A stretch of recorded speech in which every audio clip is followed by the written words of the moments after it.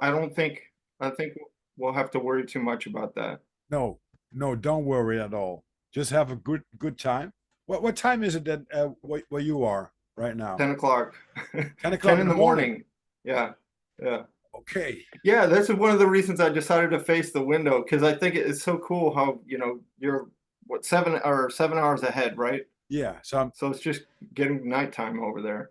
well, no, 8, 9 hours. When you have 10 o'clock, Nine. it's like 7 o'clock Oh, for, that's for right. me in the evening. So it's Yep.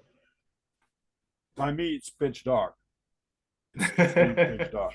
But that's Yeah. okay. I mean, that's one of the things, are we living on a ball or on a flat plane? I don't care, but somebody has bright light, somebody has darkness. Yeah. But good to have you, man. You too. I am I'm a little bit of an obsessive person, so when I find like I don't know, it's probably normal for any podcast addict. Whenever I find something that I like, I'm just like, binge it, right? Yeah. Binge a whole bunch of it. Like, and then our buddy Snake, that we mutual friend, turned me on to your show. I was like, oh my gosh, this is right up my alley. And a couple days later, I've listened to like 25 hours of your shows. It's Wow. and I love it. I love it. Cool. Great That show. that that's Yeah. that's good. And I already just started. So Yeah. good things are coming up. We have some really interesting guests, just like you. And I had already some really crazy guests, just like wow, you know, Dario Andrella. It was one of the podcasts that I really enjoyed about. He has a completely different perspective about the world. Um, of course, David Weiss, Mark Sargent. Um, I'm going to have AD. That one is also in our group. I will have him on Tuesday. Looking forward to that one. Wow. Yeah, but I had some Adrian. We had a podcast like 3 hours and 30 minutes. And the Wow. fun thing is, I don't have any time here at home. The only thing I have time is when I look at my computer, and that's only once in a while that I really, know that time is there. Hmm. And otherwise, I know that my boss wants me to work tomorrow at 8 o'clock, so I know his dimension. Okay, that will be suitable on that time level.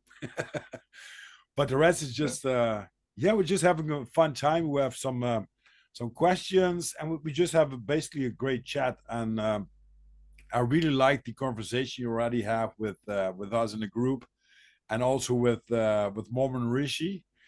I Yeah. mean, when you put things up, man, you that it's like gymnastic for your mind, right? Yeah. Yeah.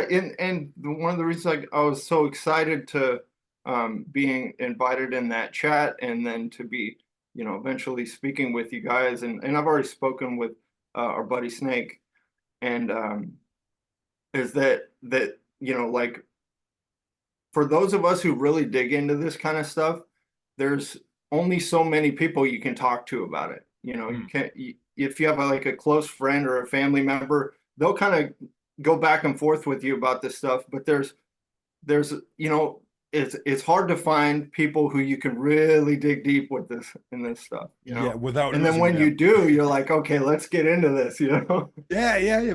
And that's the main thing. You can talk about rocket science, and then some things you will know, and then you just like, oh, okay. But if you dig into the psychology stuff that we're talking about on the group, and we're gonna have some examples for the listeners at home that you can wrap your head around. But it's crazy when you think about some things, because sometimes you have to put away the normal thinking in a way, like, um, well, give us an example, and maybe please introduce yourself first. So that will be the introduction, and then we can make some mind gymnastics. Yeah, sounds good. My name's Rob Sills.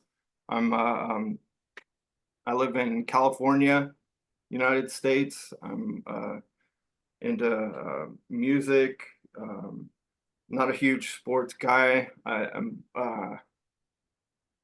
I got into, let's see, when Pandora first came out, I got into listening to comedy on the radio, like, and really enjoyed that. How you could just plug in a Pandora station and then they just feed you comedians and comedians and just have laughs all day long.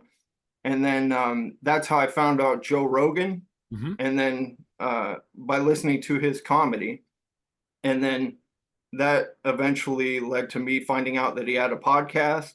And then I was immediately obsessive when I found his podcast, and I listened to, I think I started listening around the time that he was at episode number, say 100 or something like that. And huge fan. And then, you know, did what a lot of other people did, which is, a lot of the guests that he had on introduced to other guests, to other guests, to other guests. And then all of a sudden I have, like 20 different podcasts that I listen to and stuff like that. Cool. And yeah, and it naturally you end up, finding the stuff that you're interested in, which it makes it such an awesome time to be alive, is that if you have things that you're deeply interested in, you have connections all over the world to other people who are interested in them. And so long story short on that, I would call myself a podcast junkie, because I pretty much at all times when I'm able to, I'll have a headphone in and be listening to somebody talk about something, Hmm. and a lot of it falls in the conspiracy bucket.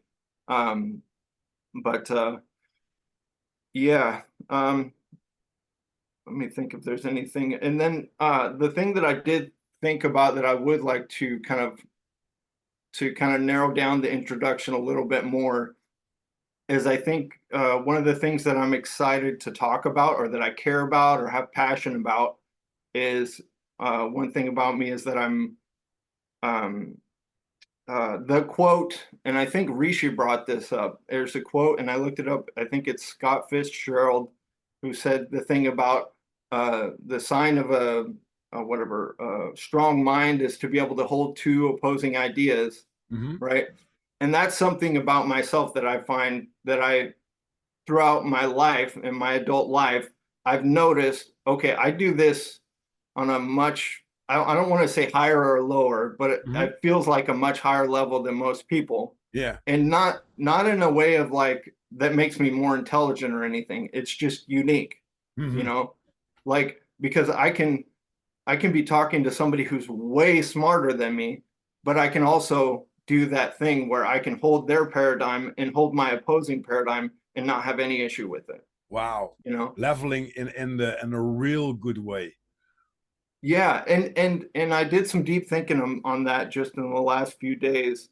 Um, uh, and we can dig into that more. But just to kind of give you a little a summary of what I had thought about, was the idea, and this isn't my idea, but the idea that, so take that quote, you have like it's it's a quality, it's a good quality to be able to hold two opposing ideas. So okay, Hmm. there's a benefit to it, there's a uniqueness to it. But that doesn't necessarily mean that, oh, everybody should try to do that, or that should be everybody's goal in life, is to be able to do that. Hmm. The best and the first example is your police officer who's keeping you safe, keeping your neighborhood safe. When he sees somebody who's a threat, or somebody who has a gun, the last thing you want that police officer thinking about is what that person's background is, or what kind of stress they could be under, or anything. You don't want them thinking about any of that, No, right? You no. don't want them considering any other paradigms other than stop that guy, Yeah, you know? exactly. And I Exactly. think that applies everywhere. And I think that's a huge conversation, how that applies to, our scientists, Hmm. so who's special in different fields, experts in any field, who their job is to be the best there is at that thing, to focus on that narrow target and to not let everything distract them from it, Exactly. right? And Yeah. that's something that's also some talent, and sometimes it's really hard for people, if they are in some jobs, to let that loose, right? Because you got something like just like you said with the policeman, um, there's so much going on in this world nowadays that there are so many emotions attached and stuff like that, that the base you touched on, just like he has to directly um, do action, you know, like the threat that you mentioned, he has to do directly action with that. But the thing comes with it, because there are so many emotions that he could have throughout the day, all the things that happen to his basically normal life. These are all like factors that could point his judgment on another way of level. That he probably couldn't do that, but we accept from as a society that people in their job would do that. Just okay, this is one side, but I have to pick this side, whatever it takes. Yeah, I get you. Yeah. So that's one of the and we you and Rishi, for the listeners, we have a little group of people that introduced into the podcast world, and Snake is our brother, who connects us, connects a lot of these people together. And when Robert came on, there were some questions that he asked, and these are not just like normal questions, just like, you like apples or pears? No, no, no, no, no. When Robert's going to ask you a question, it's going to be really deep thought. Could you give me an example of one of the questions that you made? Oh I can dig it shoot. up too. Yeah, But if you could off the top of my head, I yeah, would also have to grab it. because that then Yeah, you could see that was an example of how excited I was to find the group, because it's like when we think about these things, the kind of people who think about these things during the day, there's not a ton of people to have those conversations with. So mm, when I get hooked up with the group, I'm like, hey guys, guess what I was just thinking about today? What do you guys think about this? And everybody, and all the feedback is, it's like, yes, I'm talking to the right people. exactly, because that makes also sense when you have some questions, and I will give them a example in a minute. But if you dig into the answers you're going to get, then you know that you are with uh, a bunch of people that really really think about the topic. These questions are not just like, okay, I'm going to give you right away an answer. Sometimes I trigger myself, I read it, and I give an answer, because otherwise you think about your answer, you will have a different answer. That's also one of the things. So, uh, but I will get one for the listeners, so they will maybe don't listen to the podcast, but they will swirl their head a little bit around. Okay, so let me see, because we have a lot of chat going on.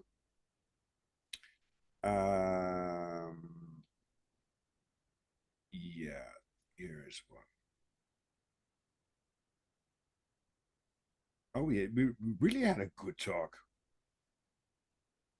That's one of the fun things. If you're in a group with same-minded people, you just ramble on, ramble on, ramble on, isn't it? Um, Yeah, while you're finding that, the one of the things that I was thinking about is, in addition to, having um the found the right people to talk to about the things you want to talk to, it also includes being able to um challenges, right? Because that's a lot of the stuff that I was kind of like, okay, guys, here's something that I'm trying to figure out in my head, and then not having to figure it out all the way in my own head, I can say, hey guys, here's where I'm at with this idea. What are you guys' perspectives on it? mm, I don't have to wait until I've figured out all the answers before I bring it to people who I know can deal with it, and can exactly. work through it, and not be, like you were saying, already have the answer and not be able to move or budge or move around from it, from where Yeah, they're already concluded. and that makes so many sense, because and it's really mind gymnastic. It's like Sudoku, the Sudoku with the numbers. Mhm. Um, I used to do that a lot, because you have to think ahead and you have to figure things out. But when it comes to some questions could be very what's it called? Well, they can upset people, right? Some questions could Mhm. be upsetting people, but you have to let go your own emotions about what you think about the emotion that's attached to the question. You just have to answer the question in the most vulnerable and in the most well best way for yourself, and that makes it so interesting because you as soon as you answer the question, you gonna get in your head just like, oh wow, I do have options, but every option is uh, could harm some others. All right, I will get right to it with the question. Where is it? I want to have that one that from the terrorist that you put it on. Yeah, I know which one you're talking about. Yeah. Uh, I don't know. I don't know Telegram yet how to. Well, Uh, oh, then I can grab that one from because I put that one on the list that I yeah. sent, I think. So the way that I summarized it, yeah, the way that I summarized that one was um the um the exercise is your next two incarnations, your next two lives that you live, one of them is going to be lived as a terroristic perpetrator, meaning Hmm. like you kill a bunch of people, and then the other life is going to be a terroristic victim, meaning like you're killed by a terrorist, right? And then if you think about the decision is which one do you choose, which life do you want to live first, and which life do you want to live second, and why, and what would you learn from living them in that order, right? Yeah. Um, and the idea and the one part I didn't add into there is that my thinking, and people kind of ran a little bit of a different way with this, but the way I was posing it kind of presupposed the idea that uh, between incarnations, you have a brain wipe, right? Hmm. So meaning after life number one, you don't have any memory of the previous life except for what we all know is like, woo woo kind of like higher realm connections, but no like actual memories of any of it, right? Mm. So it's kind of like you're getting to choose in which order you play out karma, right? Yeah. And you know what? And kind of like I was saying earlier, the awesome thing about that and finding a group of people to kind of hit that stuff back and forth is I know Shane, I know, and I listened to a few of your podcasts. I'm like, okay, these are the right guys. I don't have to have all the answers to this before I send it to them, right? I Mhm. can just say, hey, here's a thought problem. What do you guys think about this? You know? Exactly. And Yeah. the good thing is that um, there's no wrong answer. There are just answers that you self have to dig into more about. Oh, if you look at that point of view, then it makes sense. And everyone is an individual who made through some things. So basically, that's why they could tell they have a different answer to you. But there's no like, oh, that's crazy that you think about that way because it's all hypothetical. Is that the word? Mhm. Hypothesis. Yeah. So but it's really good, just like you said, when you have these kind of questions and you dig into that and you see the answers, you know you're in the right group because it's deep thinking. And I know that the first time when you brought up these things, you had a conversation together with Mom and Rishi, which also was on the show. um deep thinkers, and I had to put my phone away within an hour because my mind was just like, whoa, wait a minute, wait, oh, where does it go to? You know what I mean? And I like that. I like that because that's a good exhaustion of your mind because you really digged into some questions, um, and that's what I really like. What you also did is you sent me a list with things that we can talk about. We will get on that a little bit later. Um, And I have to be So honestly, if I yeah. could, on that same subject, before I forget, there was another part to that example that you brought up, the two incarnations, right? So there's a part that I didn't even dig into on that, which is the what led me to that, like formulating that challenge, is the discussion that we could have, not necessarily right this second, but maybe at some point in the conversation or whenever, or Hmm. that we'll bring up in the chat, is the idea that so it presupposes this thinking, it presupposes the idea of incarnation. Some people don't believe in reincarnation, and that's totally fine.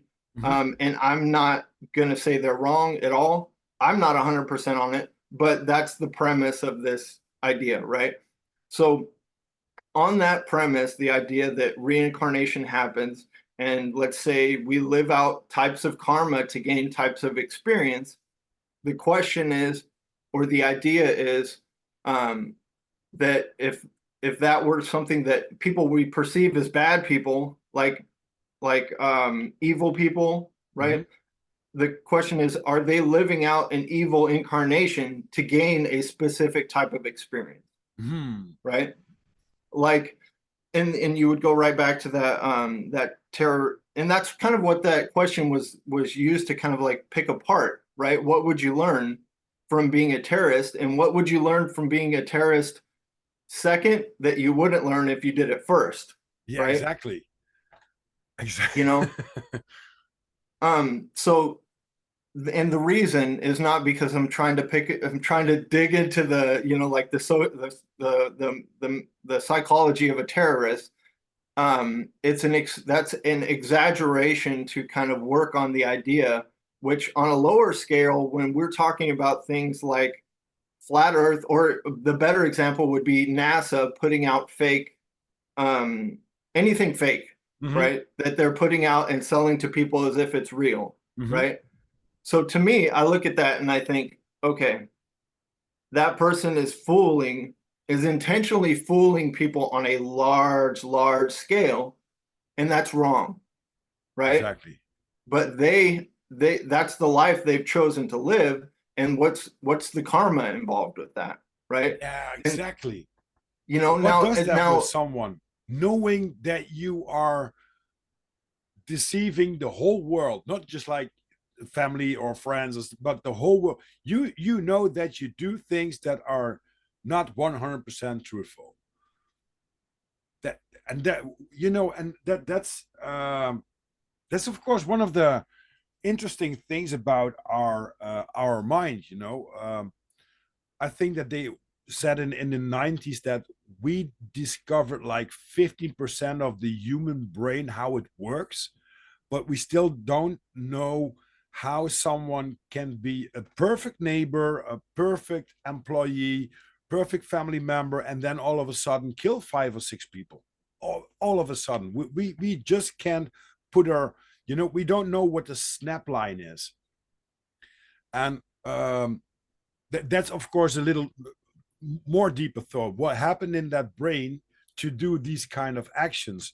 But the same level is as what you said is, what if you are knowing that you're gonna do that, right?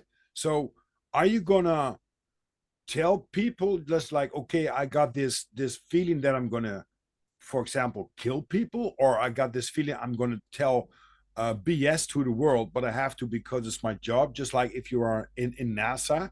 But what does that with you mentally? And that will that's something that's really interesting how the mind works, because we saw that also, of course, in World War II, in Nazi time, that somebody who was a butcher or just your neighbor could be a Nazi party member tomorrow and take some people from society out, if they're Jews. And they just will say, last week they were saying, hey, hello, how are you doing? What you want? I want a piece of bread. I want a piece of meat. And within 1 week later, you just completely turn around. What made that you are made up your mind? And I don't talk about the pressure. Well, maybe it's the pressure if you got a well, a gun against your head, and you do not have any other options to do that. But when you know that you tell bullshit because you're a scientist at NASA,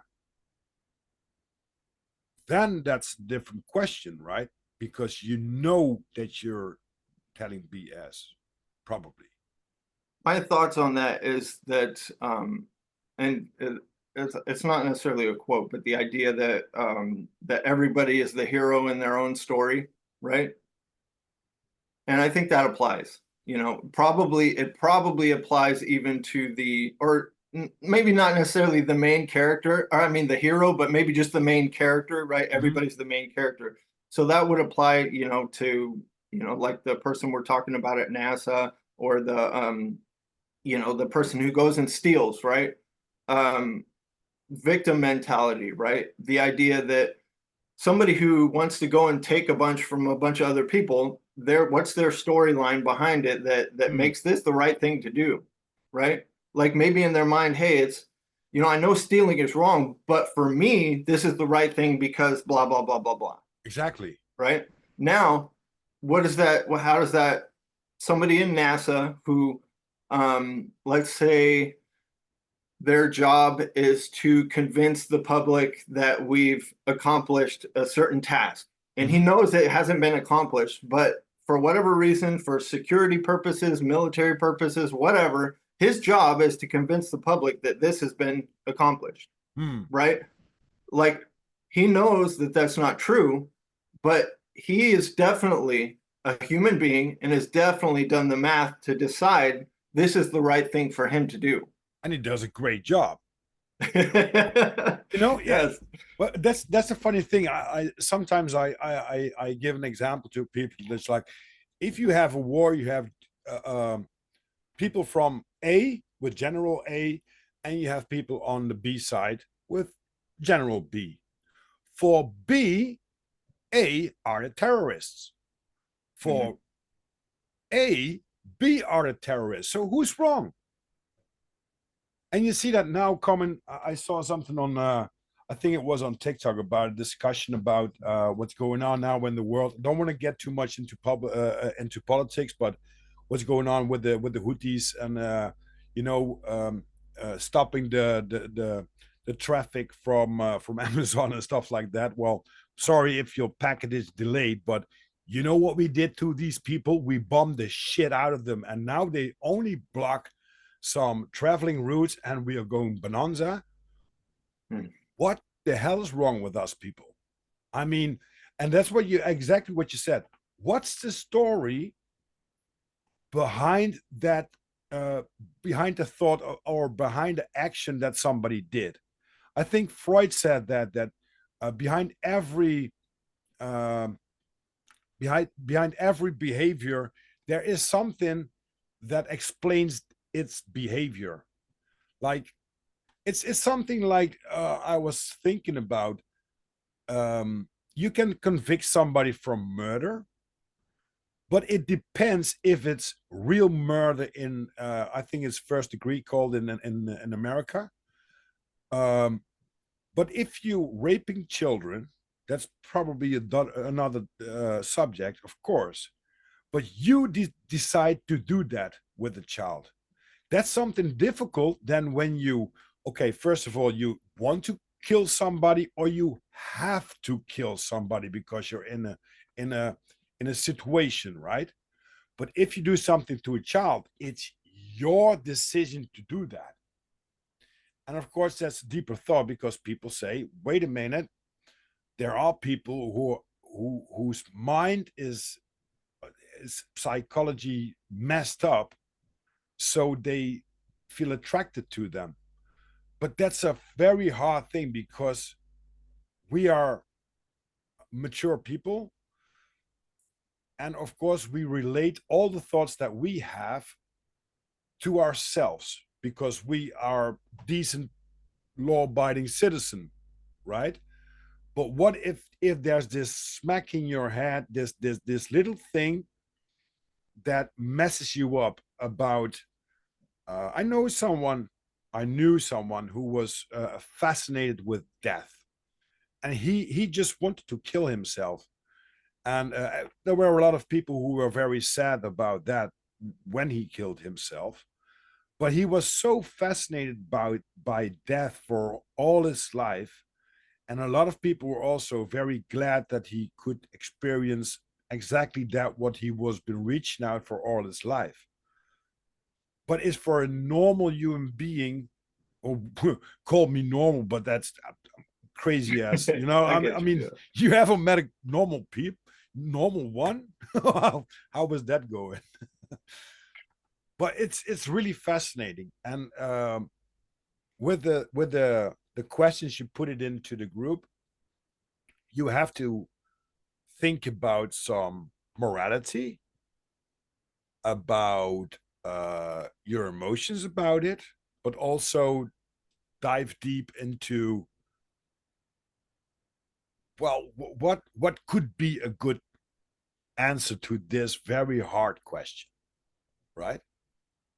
Yeah. Yeah. So if whether we're talking about like in that exercise, somebody who's a terrorist in one life and a victim in the next, or we're talking about, like we were saying, somebody lying for their job about military or government projects, right? Or harming children, right? Um, those things, in my opinion, those things all have universal laws, right? We all live in the same universe that all has the same laws. If we're telling a lie, we're subject to the law, right? And I think I like the idea of reincarnation, that like you could live out a piece of shit in this life. In your next life, you might process a lot of that leftover karma from the last life and stuff Mm, like that. And you might, and I like the idea of thinking about, in between lives, you looking at this catalog of different lives that you could choose to live for the next one, and think, what am I going to learn from that? Or this yeah. one, I could be a terrorist. I'm going to hurt a lot of people, and how am I going to make it back to a good person after that? You know, Wow. And what like, if the normal options are not available? That you have to pick some real difficult stuff in that catalog of the new life. You know, that there's no easy going. That there's no, you know, you can be a millionaire, but, you know, there are some strings attached that you do not like about that. You're going to be bankrupt. You're going to be publico. You know, you're a main figure in society, and people going to spit you out once you gain that goal. You're done. You go to jail and stuff like that. So there's always a yin and yang, a light and a dark. You know, that there's always something like duality going on, and that's really fascinating because a lot of people think about that in this life. Oh, I have a hard time. Yeah, guess what? There's gonna be a good time too, or you had a good time before you had the bad time. And it's always like going up and down. It's from left to right, from up to down to bottom, you know. um and that's really fascinating when you talk about that, Rob. I like that. thanks. The another part of that is my one of the things that I would like to get across to our community, our little community, and anybody who gets a chance to listen to it, is the idea that that we people who care about the things we care about, right? Which is um truth. That's why we call ourselves truth seekers, right? Hmm. And working towards making things better, right? And we have a kind of like a step back view, like you see one group of people who's okay with children being exposed to like crazy ideas and stuff that you're like, oh man, this is not good. You have a picture of what a healthy life is, and you want to steer um, society towards it. I think what's missing a lot is us taking that step back and being able to look at everything as it has its part, right? The Mm. yin and the yang, right? Um, that uh, the idea that no matter how much good we do, there's going to be a balance, of Yeah. good and bad, right? And so that's not like a argument that, oh, what's the point of doing good? No, what rather it would be the argument that let's not fool ourselves that we're going to end evil, Mm. right? And if we take that approach, I think that's the first step to taking any of these things seriously, you know? And the idea that see the whole thing about imagining the karma and the incarnations, that's a step towards that, in my opinion, from Yeah. where I come from, is the idea that what if this person, this hated figure, pick any figure, whether it be like a world leader or something that everybody hates. You Hmm. think, oh, that guy's a piece of shit. Bet he's going to go to hell and rot forever. Maybe not. Maybe he comes back as a reincarnation and he has a disability and everybody spits on him, you know? Yeah, yeah, yeah, exactly. Or he doesn't has the fame and he doesn't has the power that he has now and abuses. And the funny thing is, of course, um, when we see the things that coming up, I don't look at news and stuff like that, but sometimes some on social media, some things popping up. You know what this man did, or you know what they do, blah blah blah. Um, I don't give anything about it anymore, but I did in the past. But the funny thing is, it's all about your opinion for on that moment. So imagine I do not agree that children could do a sex change when they're like 10, 12 years old, and there are some laws attached, but when you're as a parents are against, you could be locked up and stuff like that. I don't like that stuff. But well, what if you are that girl or boy that's really completely not in the good um body, mind? I don't know if it's education. I don't know if it's like go to a shrink and you're gonna solve the problem. I don't think so. There's a lot more going on. So what if you are that person? On what perspective would you take a view um, at these things? You're gonna make up your mind differently than you do now. Then you say it's not normal, which from my point of view is not normal. But the funny thing is, because we have to do a little bit funny stuff about this, you can't drink what's in America is like 20 years old. You can't drink alcohol, or 18. 21. 21. Okay, here in the Netherlands is 18. You can't smoke cigarettes before you're not allowed to get them before you're 18 here in the Netherlands. Same here. Yeah. Okay, you can't drive a car when you're 18. You should be 18. And I think a little bit same as in America, that under when a parent drives with you, you can drive a car from you're 16, Right. but you're not allowed to do that alone. Okay, so these are three like normal options that you can check when you go to the grocery store or when you've been involved in society. But you can have a sex change when you're 10 years old. What the people? that But I think it's also in the program of conquer and divide. What do you think? Oh, perfect. Yes, that is the best way you could possibly explain it. Because like you were saying when you brought up the Nazi example about how you have two neighbors who might have gotten along one day, and then something changed in the war or in the politics, and now they're enemies, and one of them's taking the other captive, right? Same thing with this situation. It's a divide and conquer thing. The Yeah. One of the things that whole step back, taking a step back and looking at things that in this subject is that I don't hear anybody doing is the idea that that the psychology or the um, it's weaponry, right? I call it Mm. psychological weaponry that is used on us by the governments, by the media, all that stuff. This is military grade psychological weaponry that is being used to do that dividing and conquering Yeah. of people. So when I hear somebody say, "Oh, that person, they fell for this trap, they're an idiot." I don't, what you hear this all the time. I can't feel sorry for them. They're an idiot if they fell for that, right?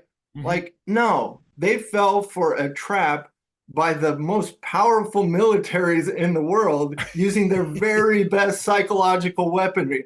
That is not something to be ashamed of. That, in No. fact, if you're making fun of somebody for falling for one of those, maybe we have two idiots, you know? Yeah, exactly. But that's funny that you brought it up. I was talking to a friend like a few weeks ago, and he said, Rob, everybody knows 9/11 was a scam. It was a setup. And he said, and they give like chicken crumbs for people, especially for people that are critical thinkers or conspiracy theorists, right? So I say, yeah, yeah. He said, but who wrote that script? There's somebody who's writing the script and knows about everything that's going to be the consequences about when people figure things out or when people are going to dig into some stuff, which we can now better with the communication technology and the internet and digging up information as 30 years ago. But he said, who's writing the script? Even the people we blame now that are the idiots and people that write the script aren't the script writers of this. They are only playing a role. I said, whoa.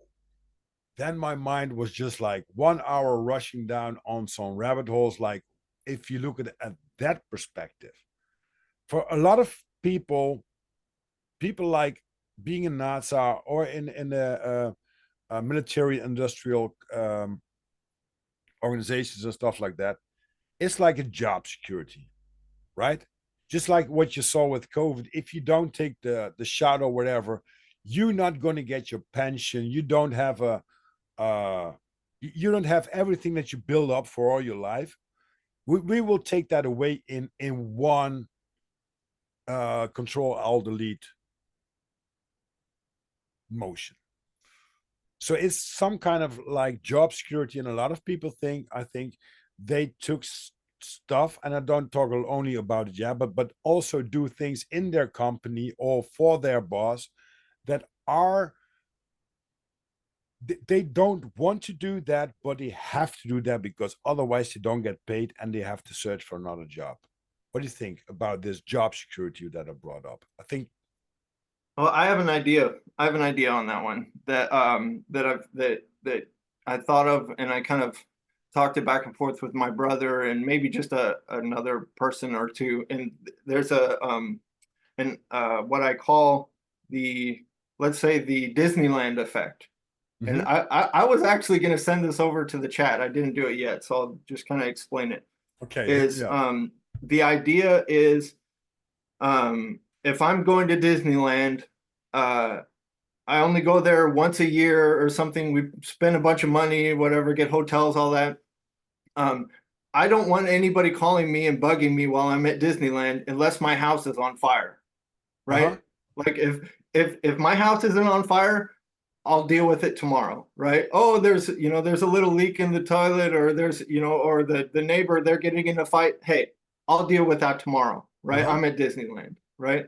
So this idea came up for me when the COVID thing was happening, because what I saw was the conspiracy theorists pointing out little things to the people who are, we call normies, right? Mm-hmm. The people who Mm-hmm. don't see any conspiracies, right? A friend, when a conspiracy guy and the normie will be talking, and the conspiracy guy will point out, "Hey, isn't this weird? Don't you see that that's like, that's not cool. Like, they didn't ask for your health records. It, like, a year ago, it used to be a crime to ask for your health records at a place of employment, blah blah blah, Mm-hmm. right? And they changed that all of a sudden. And then that's when, in my opinion, what kicks in is the Disneyland effect. That person, the normie, is like, I'm not going to I don't want to pathologize that incorrectly. So the idea is their thinking is I have a certain amount of people that I trust.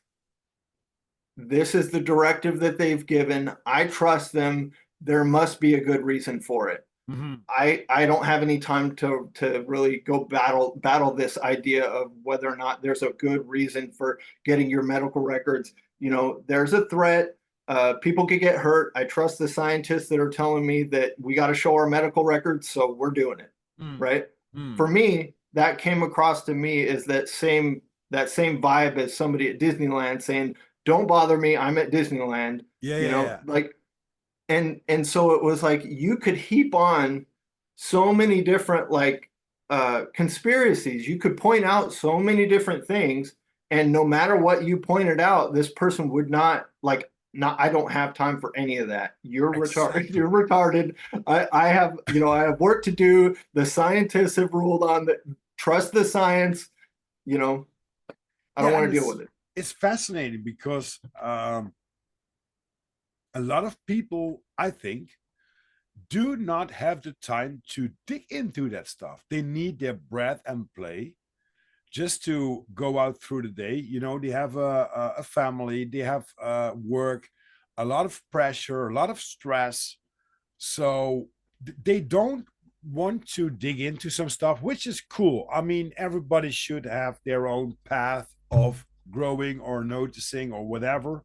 And maybe we're completely wrong. And we have too much time to think about stuff that's on our mind, right? And they just want to live their life and they're happy with that.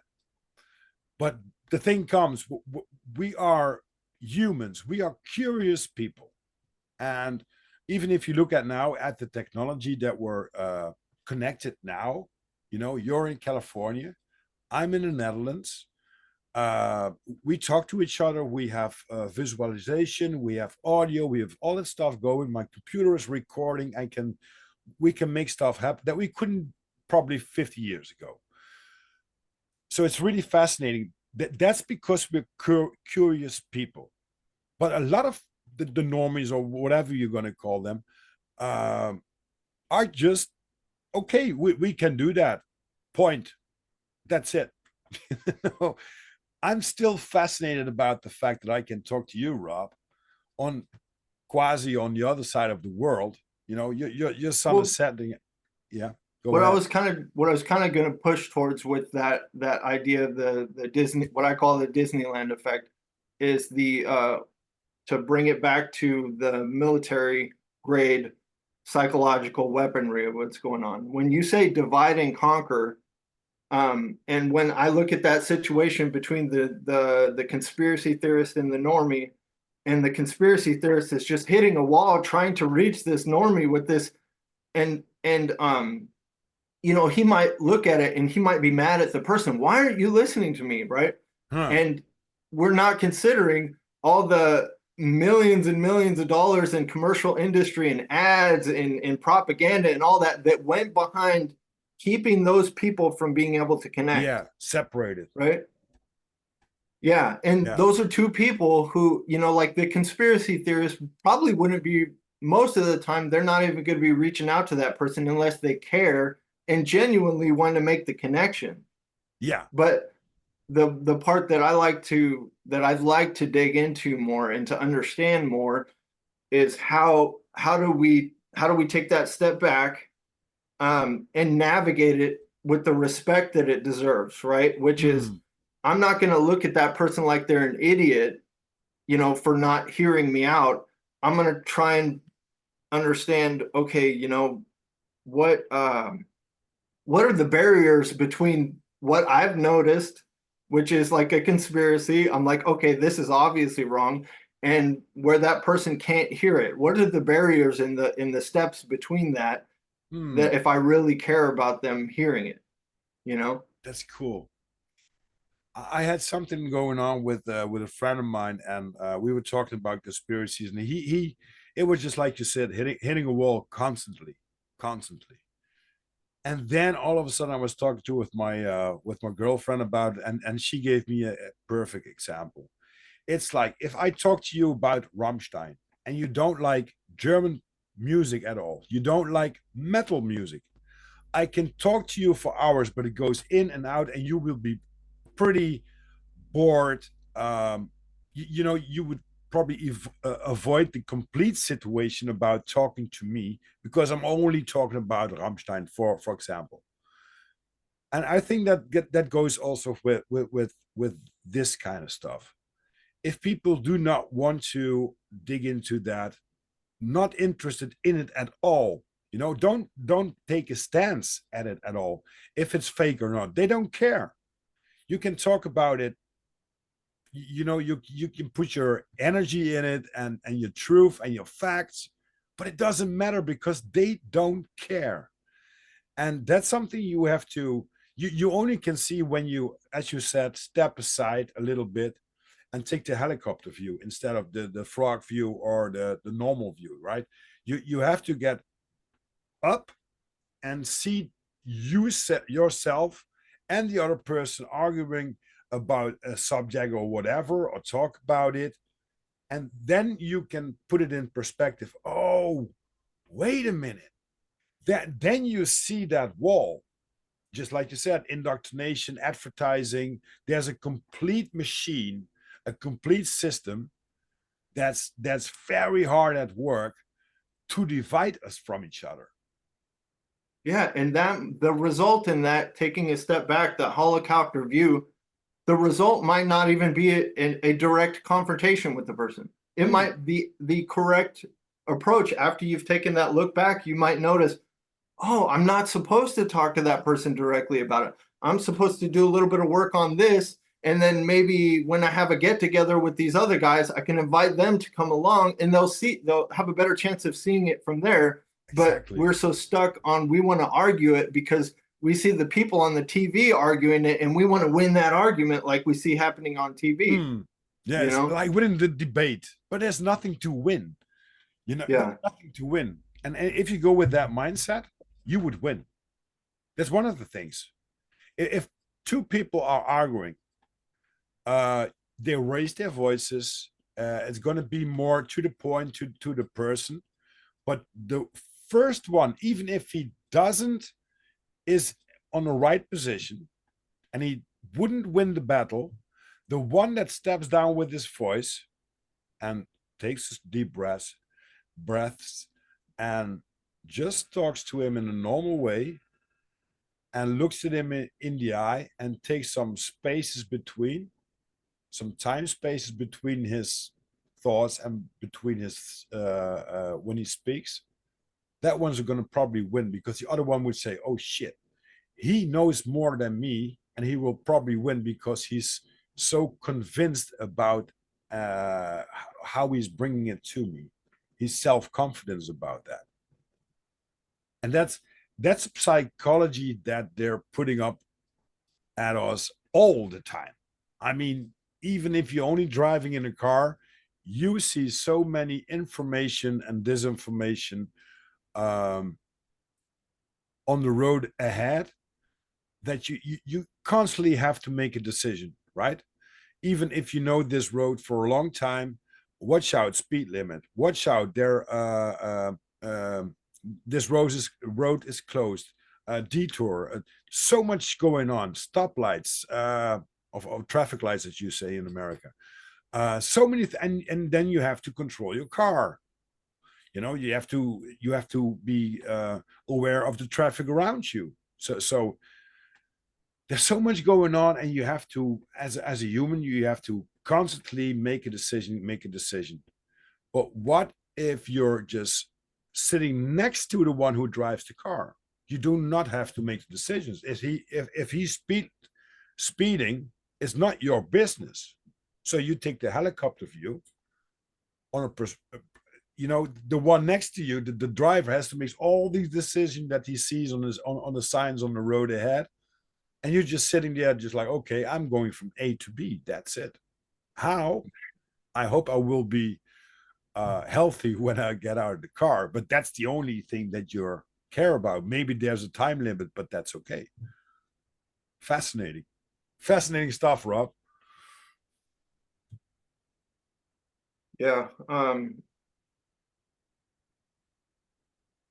So the other idea that on that on the attempt to reach somebody as a conspiracy theorist attempting to reach somebody, the example of that I brought up, which was medical records, right?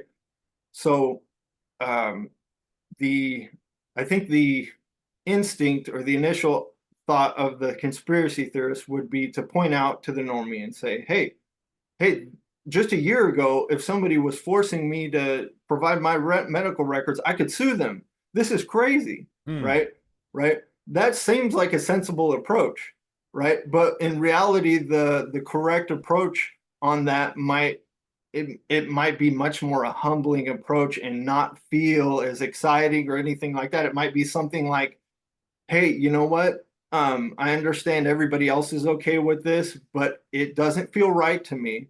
I don't think that this change is I don't think this change matches the health threat that's out there, Hmm. right? In my perspective, right?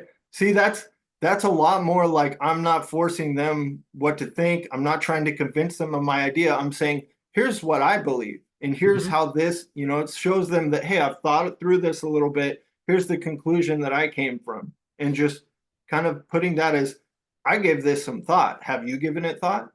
Huh. You know, Huh. That's right? fascinating.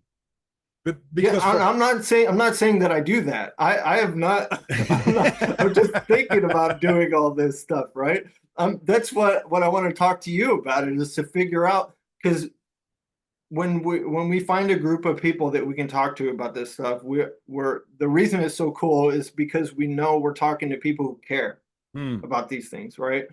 So um when you're with people and talking with people care about this stuff and care about thinking it through and being able to express these ideas to share them with people, that's the people you want to be able to like work through it and figure out, okay, what does this look like in reality? How does this actually apply to the real world? Why am I failing when I'm trying to reach my normie friends with this? Or how Yeah. come they can't, how come 8 inches per mile squared doesn't just like turn on a light bulb for people, Yeah, right? yeah, Like, exactly. I'm shining right? on the How roof come? and nobody hears me. How? Yes, So right. how should I?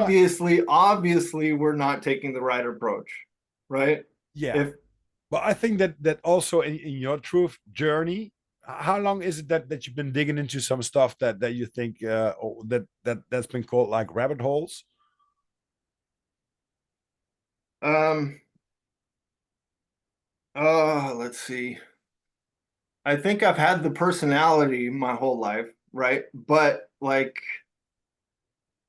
one good example is one of my favorite when I first got into Joe Rogan was let's say shoot, I don't know if it was 2012, 2013, when just before he started podcasting, um, his comedy, he has two really good comedy that were like some of my all-time favorite comedy bits. One of them was about the pyramids, the Mhm. Egyptian pyramids. I don't know if you know the bit, but his bit is that do we know who built the pyramids? And some guy or some group goes, finds the pyramids, and they're like, holy crap, who built this? Nobody knows. And then they go and they move in. And then 10 years later, somebody else comes along and they say, who built this? And they say, well, we did, you know, you know, right. And there's a whole bunch more to that joke, but it's it the what the joke did is it kind of took what the mainstream story of this pyramids is and it made you think, oh shit, you know, how much of this is just the storyline and how much of it do we actually know for certain, right? Yeah. And then there Huh. was there was one other joke that is one of my other favorite joke by him, which was about the US presidents. And he was talking about that the rich and powerful oligarchs are all sitting around a table and they're like assessing how well they've done with choosing the presidents of the United States. The super rich people looking at they put in Bill Clinton and they're like, oh crap, we did it, we fooled everybody. and then they put in George Bush, and they're like, are they going to call us out? Are they going to actually accept this guy? And then 8 years goes by, and they're like, they took it, holy crap! And they're like, okay, I think we could go dumber, Oh, you know, yeah. right? So, and then look at where we are, like in 2024, our president is, you know, it is, um, let's say you compare him to Bill Clinton, right? If you put Bill Clinton in 1996 in front of a microphone and you ask him a question, you're going to get an eloquent answer, Mm. right? You put in 2024, you put Joe Biden in front of a camera. We're not dealing with the same level of expertise, Oh no, you no, know? no. And so that joke, like, you know, I don't want to like try and say exactly what it did, but it like it it like it like kind of like opened my mind up a little bit. Like, holy crap, you know, are these presidents actually being selected for us? You know, like that's Yeah, those are some of the I don't know. Those are the it's I can't remember off the top of my head any conspiracy thinking really before that. I know I did like I've always liked to listen to like you know, stuff like that on the radio, whether it was Coast to Coast with Art Bell or George Nori and stuff like that. don't But know it, but I'm sure. I got something that popped in my head when you talked about Clinton and Biden. I think there's one difference. Clinton got a blowjob, and probably Biden has to force to get one. yeah. Oh man, I don't even want to picture that. Oh no, no, I But don't want to picture them either. No, not none of them, none of them. No, that's one thing that's I think that's a flaw in politics. That there are no real hot people in there. Maybe if a hot woman or a hot man would tell you some really shite stories, you probably would dig them better than these old weird looking people that are dealing with our politics. And politics is a game. You can learn that in school. Only did they took over and they um you know, it's like if you're playing cards or you're playing backgammon or you're playing Monopoly, all of a sudden one of these games are being ahead of everything. But they're not like the complete game spectrum, but they have their entry and it's the mainframe. If you can play Monopoly, you can play the cards, you can play this, you can play that. So and that's really fascinating because I think, but it's hypothetical. Uh, Maybe 100 years, 200 years ago, people were really trying to do the best for their community, which was called politics. But now politics rule the world. That's a different story. You know what I mean? yeah. I am always immediately jump to the internet for that, right? Is that 200 years ago, the average Earth person would only travel 100 miles in their whole life, you know, Mm. if that. A lot of people probably stay within a 3 to 5 mile radius of their home for their whole life, Huh. right? And then so when uh, the whole world gets connected in politics and the you know all of a sudden they're not worrying about the politics of their little town. They're like a little whatever you call it, whether you're a shoe salesman or a carpenter or whatever, who's got to worry about are we going to destroy the planet now, right? Whereas 2 years ago he would have been he would have maybe 15 or 20 people on his mind and that's about it, you Yeah. know, It's you know, fascinating. It's yeah. fascinating. And it's also fascinating to look at it and on a psychology way. I like to sit down on a bench in a park or you know at a restaurant and sit outside and look at people passing by and stuff like that. What's on her mind? And uh, I told that, I think it was on a podcast with Snake. I love to walk down a grocery store and just laugh at people. Not laugh there right in Yeah. the face, because that will be maniac. I will put in a loony bin. But just walk down I think it's called the aisle in America, and when people come across you, just smile at them. Look what happens. That's so fascinating. And that's the same if you look at expanding their worlds, like you said, right? So you 100 200 years ago, you have this spectrum of like 5 or 10 miles that you live in. You have your food, you have your family, you have your community and stuff like that. And nowadays you can be, within a few hours, you can be across the globe. uh Globe, I don't think so, but across the world, let's say that. Yeah, that So doesn't bother me. no, and that's one of the things too. The people where we talk about nowadays, they do not put up a verbal fight with other people or call them idiots, stuff like that, just like a lot of people do when you dig into some topics. And that's really bothering me the most. It's not like I can talk about what I think is the truth or fact, but it's like, oh, you're stupid. Well, explain me why.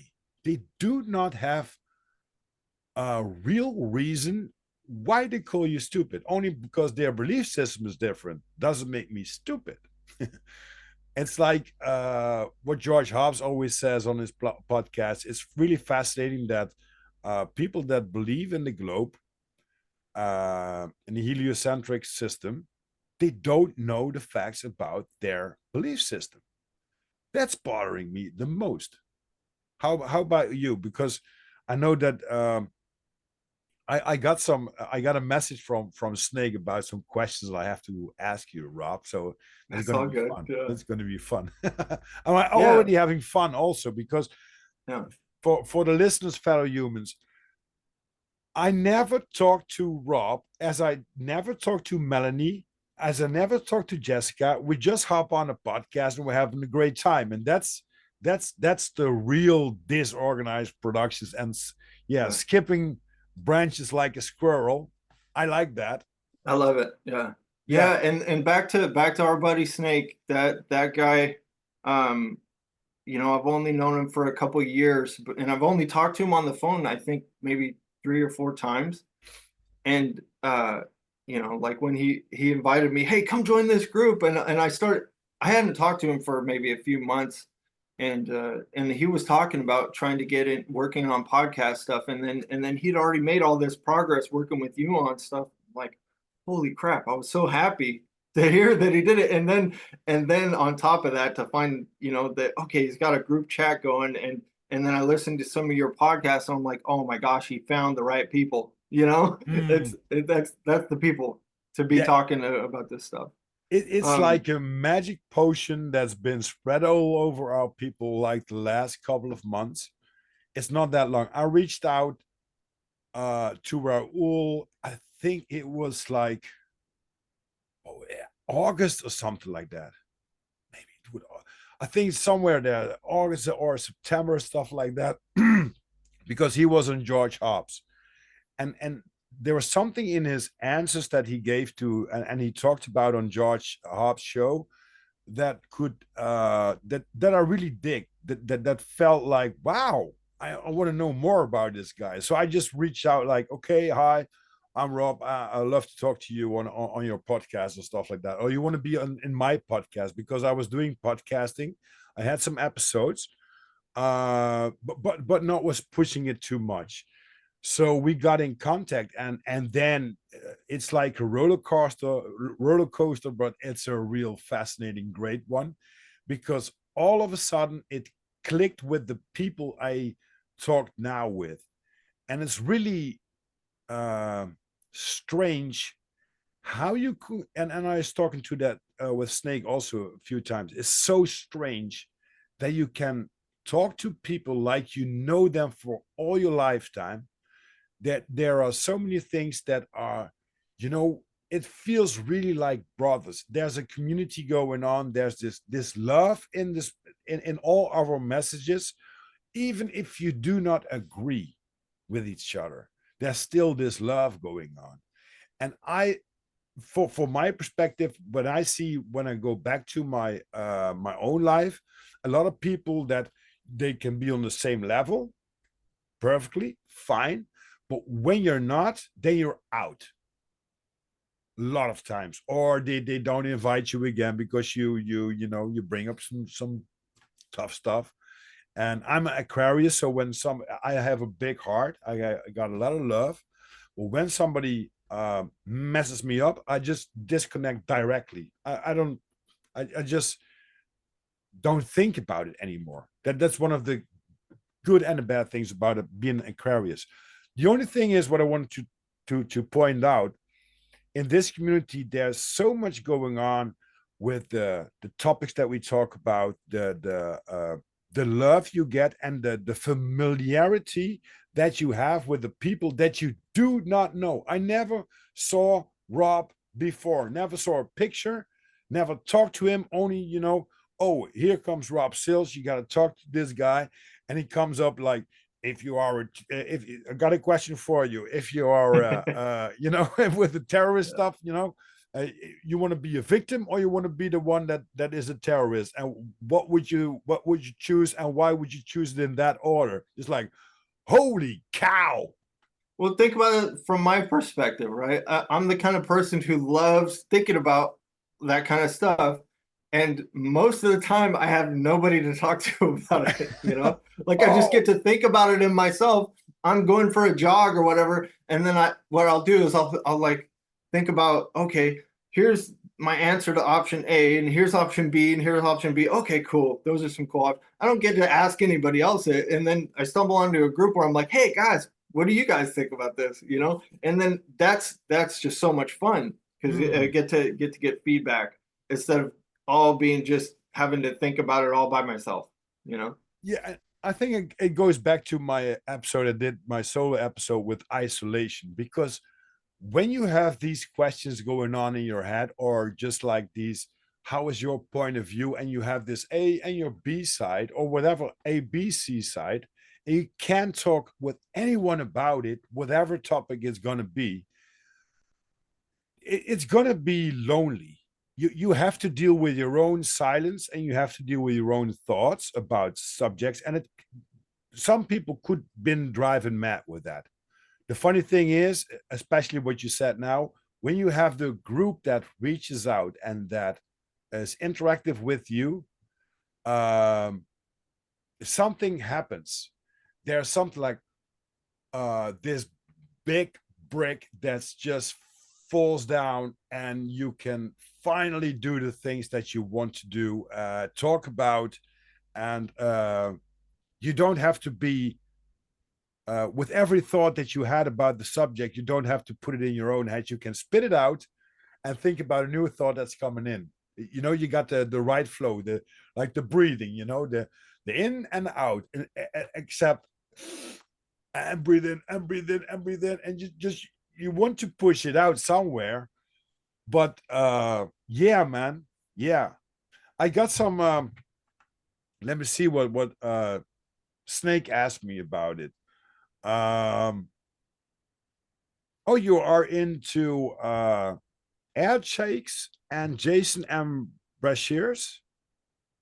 Oh, archaics. Archaics. Yeah, You yeah. did some research on that. Well, I don't know what it is, so please. Okay, yeah. So um Brashears is he calls himself a chronologist. Which is he studies old books and he makes charts out of what he does is he takes a lot of old books and old historical documents and cross references all of them to try to use the cross referencing to determine where the lies are in history and to map out the reality, right? Haha. Meaning, so let's say you have a today's history book and they have a war from like 200 years ago. Here's what happened. Here's who the good guys were. Here's who the bad guys.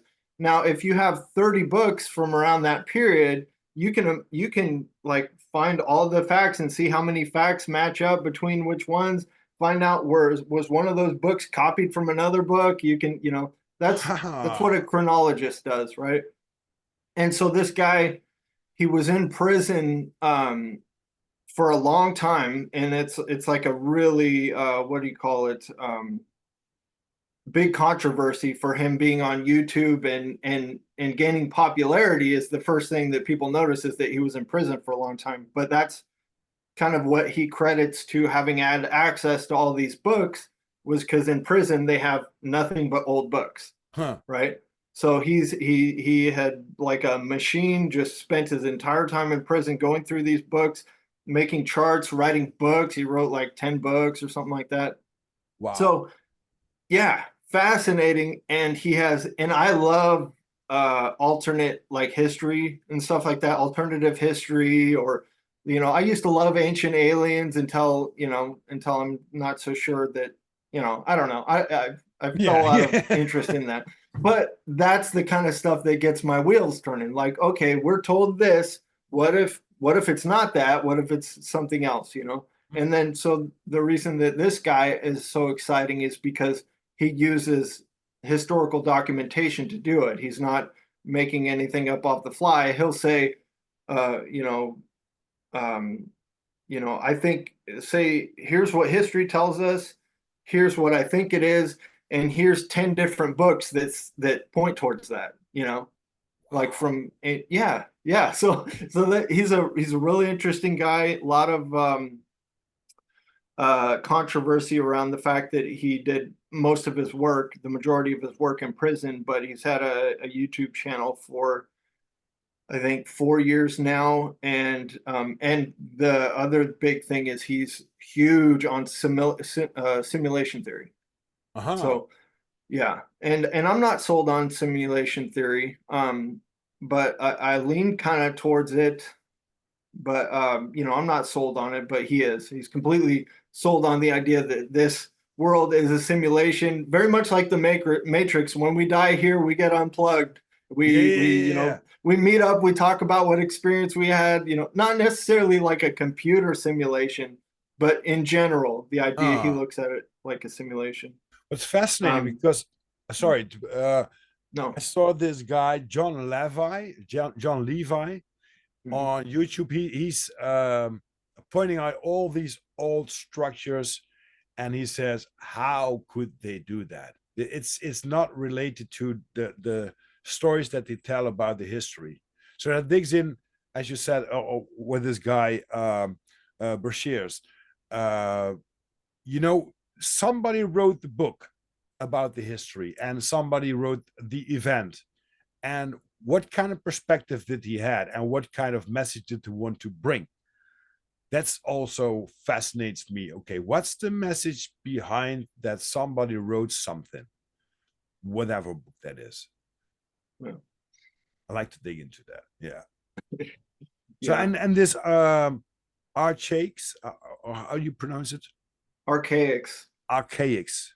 What's Yeah, that? there's it's a so he has along with that simulation theory idea, there's a I think another controversial thing where he would get shut down by any mainstream like historians, is that he looks at when I said like making charts of all this stuff, he'll take a chart and he's obsessed with the number 138, which is a year where he sees cataclysms. Every 138 years, there's a significant cataclysm. He's charted it out. I have not looked into a single one of those charts or done any of the math or whatever. I just like, entertainment value of it. Mm. He's convinced that 138-year timeline where all these cataclysms or events are happening are part of a structured, you know, um, whatever you could, structured element of our reality. That there's this types of mini resets that happen every 138 years to whatever keep the balance of things and stuff like that. So that's what one of the unique things about it. I went and saw him at a they did a convention in San Diego about I think it was October, and he had him, maybe about 6 or 7 different presenters or people who had different podcasts that are kind of associated in his community Hmm. that had gone up, and they all talked, and it was like an all day thing. They were selling books, selling merchandise and stuff like that. I got to meet him and all that stuff. And one of the things I was going to bring up is uh, is that I think it's a unique thing that could have gone in the introduction about my personality is all my favorite podcasts or people that I'm fascinated with, like Jason Brashears. There's another podcast, Skeptico, that where I met Snake, our buddy Snake. Hmm. Um, that one is one of my all-time favorites. Owen Benjamin is a favorite. So I've had messages back and forth with the hosts of these podcasts, and while I agree with a lot of them on a lot of stuff, Hmm. for whatever reason, that whole personality trait where I don't, where I, what I was explaining earlier um, about being able to hold two ideas at once. So when I approach somebody like a Jason Brashears or Alex from Skeptico or Owen Benjamin or whatever, because I come with the approach that I might be on this on the same page with you in a certain amount here, Hmm. but my passion is to take somebody like that and say, hey, yeah, I might agree with you on this and this, but I want to push you on the stuff that I disagree with you on. Because and the reason I want to push you is because I like you and I think your work is so great where I have no interest in just being like, oh yeah, everything's great. I'm like, you're awesome. I want to hear what you think about the stuff I think you're wrong about, you Yeah, know? exactly, exactly. Because if you only have this, yeah, yeah, yeah, then um, there's no tension, a good sense of tension, because there's nothing more exciting when you have a great conversation with someone and you just have one thing coming up that you completely disagree with. How you work that out without, of course, with love and respect to each other, but also you have to, only because you like someone, don't push your belief system aside because you like someone. And a lot of people are just like people in a relationship. They say, "Oh, I know that he's like that," so they yeah, how you call that? They jump off from their belief system just to have the peace of mind in the relationship. Yeah. And that's really fun, because I was on Friday I was with my girlfriend and we were talked about this um, with her daughter. She's 10, and well, I basically live separately from them, but I live in their house sometimes in the weekends, and sometimes I live here where my place is. So, but we were talking about relationships and that people are, hanging on their lips all the goddamn time. And then there's going to be a lot of involved, like family, like work, like stress, all the things you can imagine what happens in life, but they're all tied together. And we were talking about that sometimes I just go, and sometimes she asked me, "Oh, please leave," and I said with a big smile on my face, "And I'll do that with all pleasure." And this little girl, like 10 years old, she asked me, she asked us, but why? And we said both harmoniously, because of love. We let each other go because of love and because we can. And the funny thing is, when you do that and you have your own quality time for yourself, you love the other one more than when you've been putting up all the time. When you go to bed, when you're watching TV, when you go to work, when you come back from work, when you go to dinner, all that stuff that's so immense. And we do it for the what's it called? For the sake of love. But a lot of people do that in a relationship for the sake of peace. That's a different story. You know, I won't shut up because I know that's a subject that she doesn't agree with, the stuff like that. What you do in a relationship is, okay, I hold back my belief system and will say, okay, don't go to that topic. No, you should go to that topic. You should know how the other believes about some things. Then you know more. And some, you know, like people are offended about some things that you do in a relationship. So you don't do that anymore. Well, I would say, screw that. I would do it anyway because I love to do that. Only because you do not agree with me doesn't mean that I don't have to do that for my whole life because I'm in a relationship with someone who doesn't agree that I drive a motorcycle with great speed or that I take another tattoo with stuff like that. Just like, what? Fascinating. Yeah. Really fascinating.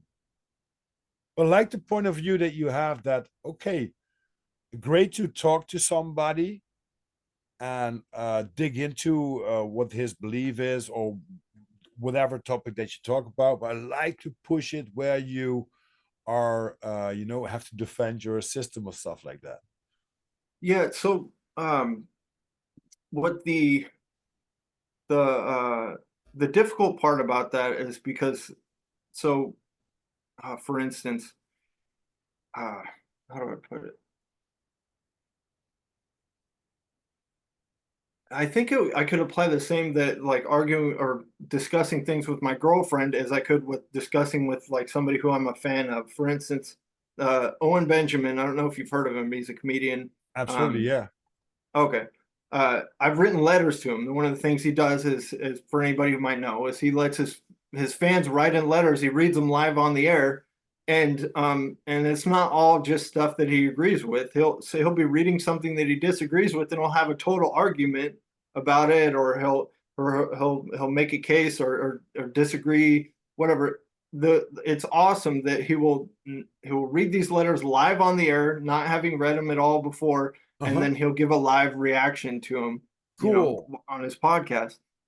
So I stumble onto that, maybe his show maybe a few years ago, and I immediately got obsessed, started listening just pretty much every day to his podcast. And then after a while, I wrote a few letters, and my letters just naturally, I'm like, okay, I have areas that I want to push this guy on, like I want to put like the flat Earth thing. I think a lot of it was flat Earth, some of it was like religion stuff, Mm-hmm. and just kind of pushing it at it. And the response that I got from him. So what I would do is I would kind of like a devil's advocate, right? Mm-hmm. Like I would say, let's say he's going through this whole flat Earth idea, and then I throw him an argument from the NASA side, and I'll say, hey, here's I think a weak point of your argument, and he would just tee off on it. You're retarded. You can't see this. You can't see that. You can't see this. You're retarded, right? You shouldn't even be writing on paper. You know what I mean? Yeah, Give it yeah, up. yeah. Get it up. Go back to right. And for me, I'm like, there's so much depth and thought that went into, like when I send you guys a question, that's the kind of caliber of stuff I'm sending, right? But him being like who he is, I got to learn about like there's I think with I don't know. I haven't made an assessment of it, but the idea for me either way was whether or not he agreed with me or even saw what I wrote as serious. I still found it like an honor that he would read it online, give a live reaction to it or whatever. Mm. Um, but that was an example of me taking somebody that I agree with mostly and finding some area where I disagree and pushing at it and being like, well, what about this? Mm. Like um I'll give you a for instance. So flat earthers will generally say um, that that the universe being unlimited planets, unlimited galaxies, and then we're just a tiny little speck. It's a really common flat earther like argument to say the whole reason they do that is to make you feel small and to make you feel like God doesn't exist, Mm-hmm. right? I think that's I'll argue with that, and I can put that. I don't know. I don't want to make any claims, but um, to me, there's no difference in between God taking a little fish bowl with one fish in it, and all the microbes and stuff like that, Uh-huh. versus a whole ocean, right? What difference would that make to God, right? Nothing. Nothing. Yeah. So for me, the obvious extrapolation is why would one planet be any more difficult than a billion Others. galaxies? Yeah, yeah, yeah, exactly. Is that the question that you been written down? Like Yes, yes. So yeah, that's right. The scale of the flat universe. One scoop of soil. Is that one the one, right? yeah, Yeah, the scale of the flat Earth universe. One scoop of soil, all forest land on Earth. That's yeah. the For their forest or an ocean, whatever it be, like what's the difference in so if you have an infinite being who creates a universe, what difference does it make if it's the size of a tennis ball or the hmm, size of a universe? If you're an infinite being, it's not a matter of difficulty, no. right? It's a how we think about his perspective. That's Right. but that's fascinating because we don't know. So we will put all the shit that we have gathered in our lifetime on knowledge and on emotions and stuff like that, and we make a point of view of his perspective, although we don't know what it is, what he is or she or whatever. So, and that's basically a little bit back to where we started the podcast. What if you're looking from a different perspective with things that you've been put up or that you've been put on a plate? You know, if you go to some restaurants, are you hungry? Yes. Would you like to eat? Yes. Oh, I have something very special for you. Oh, give it on. You can end up with bugs. You can end up with this haute cuisine, which is just like this tiny little bit, and it costs you like $25. And even your tongue would be saturated with that little piece. But you know, after 20 meals, your hunger will be stilled. But Yeah. it's what's the perspective of how you look at things and um, how you deal with that. And going back to Owen Benjamin, I think I digged a little bit into him about his history because Snake brought him up. And first of all, I didn't notice anything by the name, and then I saw him just, oh yeah, brilliant, this guy.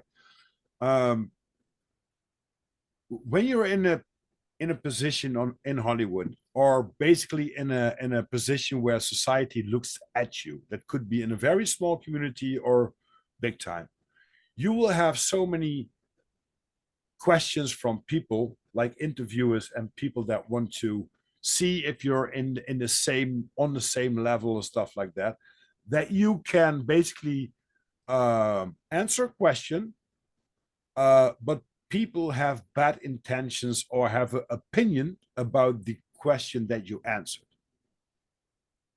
That's I think that he was getting into. He said some things. I don't want to dig into that because I don't know much about it, but I saw some things on the internet. I disagree with that because I know that I'm a bald haired guy, right?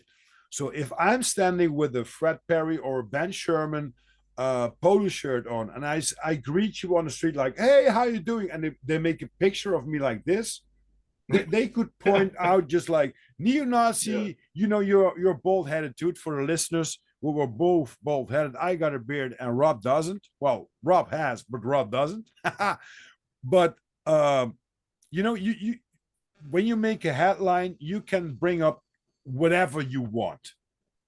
And that's how the system works with everything that we were talking about today, about deceiving. What's their agenda, how they're going to bring it, how they're going to put it. And probably there will be some people from the media that will say, oh, I take the role to tell everyone that these are the bad guys. That's just like that. It's really astonishing how that goes and how that I think Britney Spears also had to deal with that. She was a very uh famous girl, and all of a sudden she totally went wrong. I don't know that story either. But I'm sure there are some people that if you do not jump that high as you asked them how to jump, you are being off the charts within seconds. And then comes the job security. Would you go with that they said that they want you to pull off, or that you want them how you have to deal with those stuff? Or would you rather do the things and tell the things that you really want to tell, with all the consequences that you have to deal with? Yeah. And I think we all do that in our lives. You know, we like to I like to think that I'm 100% open-minded, and that I approach everything with this whole take a step back view, and hold these two perspectives. But I definitely have stuff where I'm close-minded, Mm. and I think and there's plenty of areas in my life where I go along to get along, and everybody does that. So I think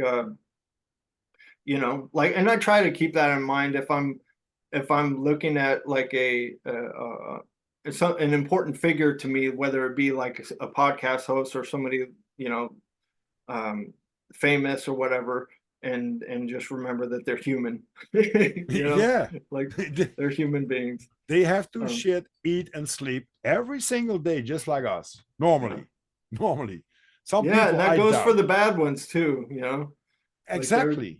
yeah, And that's something that pointed out my friend when we were talking about this 9/11 shit, and he said somebody wrote the script. So he said you have to think about it on a different perspective. That if there is a script, which is 100% sure, and people fulfill their roles, like in a play, like the Rothschilds, like Bill Gates, like Osama bin Laden, isn't it crazy how good they played their roles to be on that script?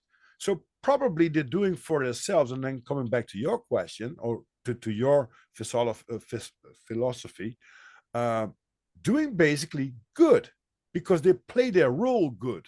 They have to play a role, which is playing a bad one, and they play it good. So they do something good for, wow, just like that actor that's a jackass, that's this criminal where he plays that role good, and we say, wow, you saw that movie, that was so great. Yeah, he was a criminal, but we have sympathy for him. Oh, what the, maybe we are looking, not maybe, I think we are looking at the world stage theater that's been, when you channel in, you can see that whatever it's gonna bring it up, and you have to look at it just like, wow, who's playing that role so good?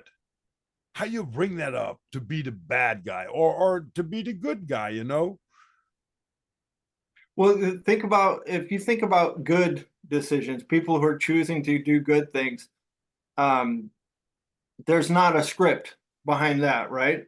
No. So if I'm walking, crossing a street, and I see a car that's approaching quickly, and I see like an older female or a young kid about to cross the street, I'm automatically thinking, oh, I want to go and protect that person, right?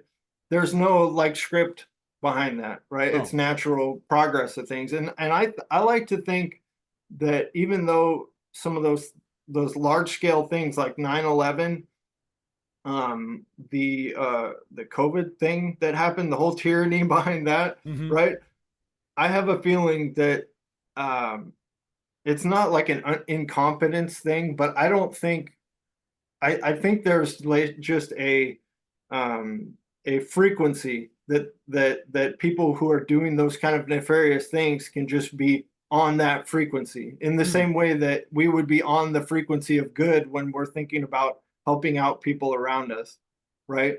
huh. Um, so if what would be a good example? If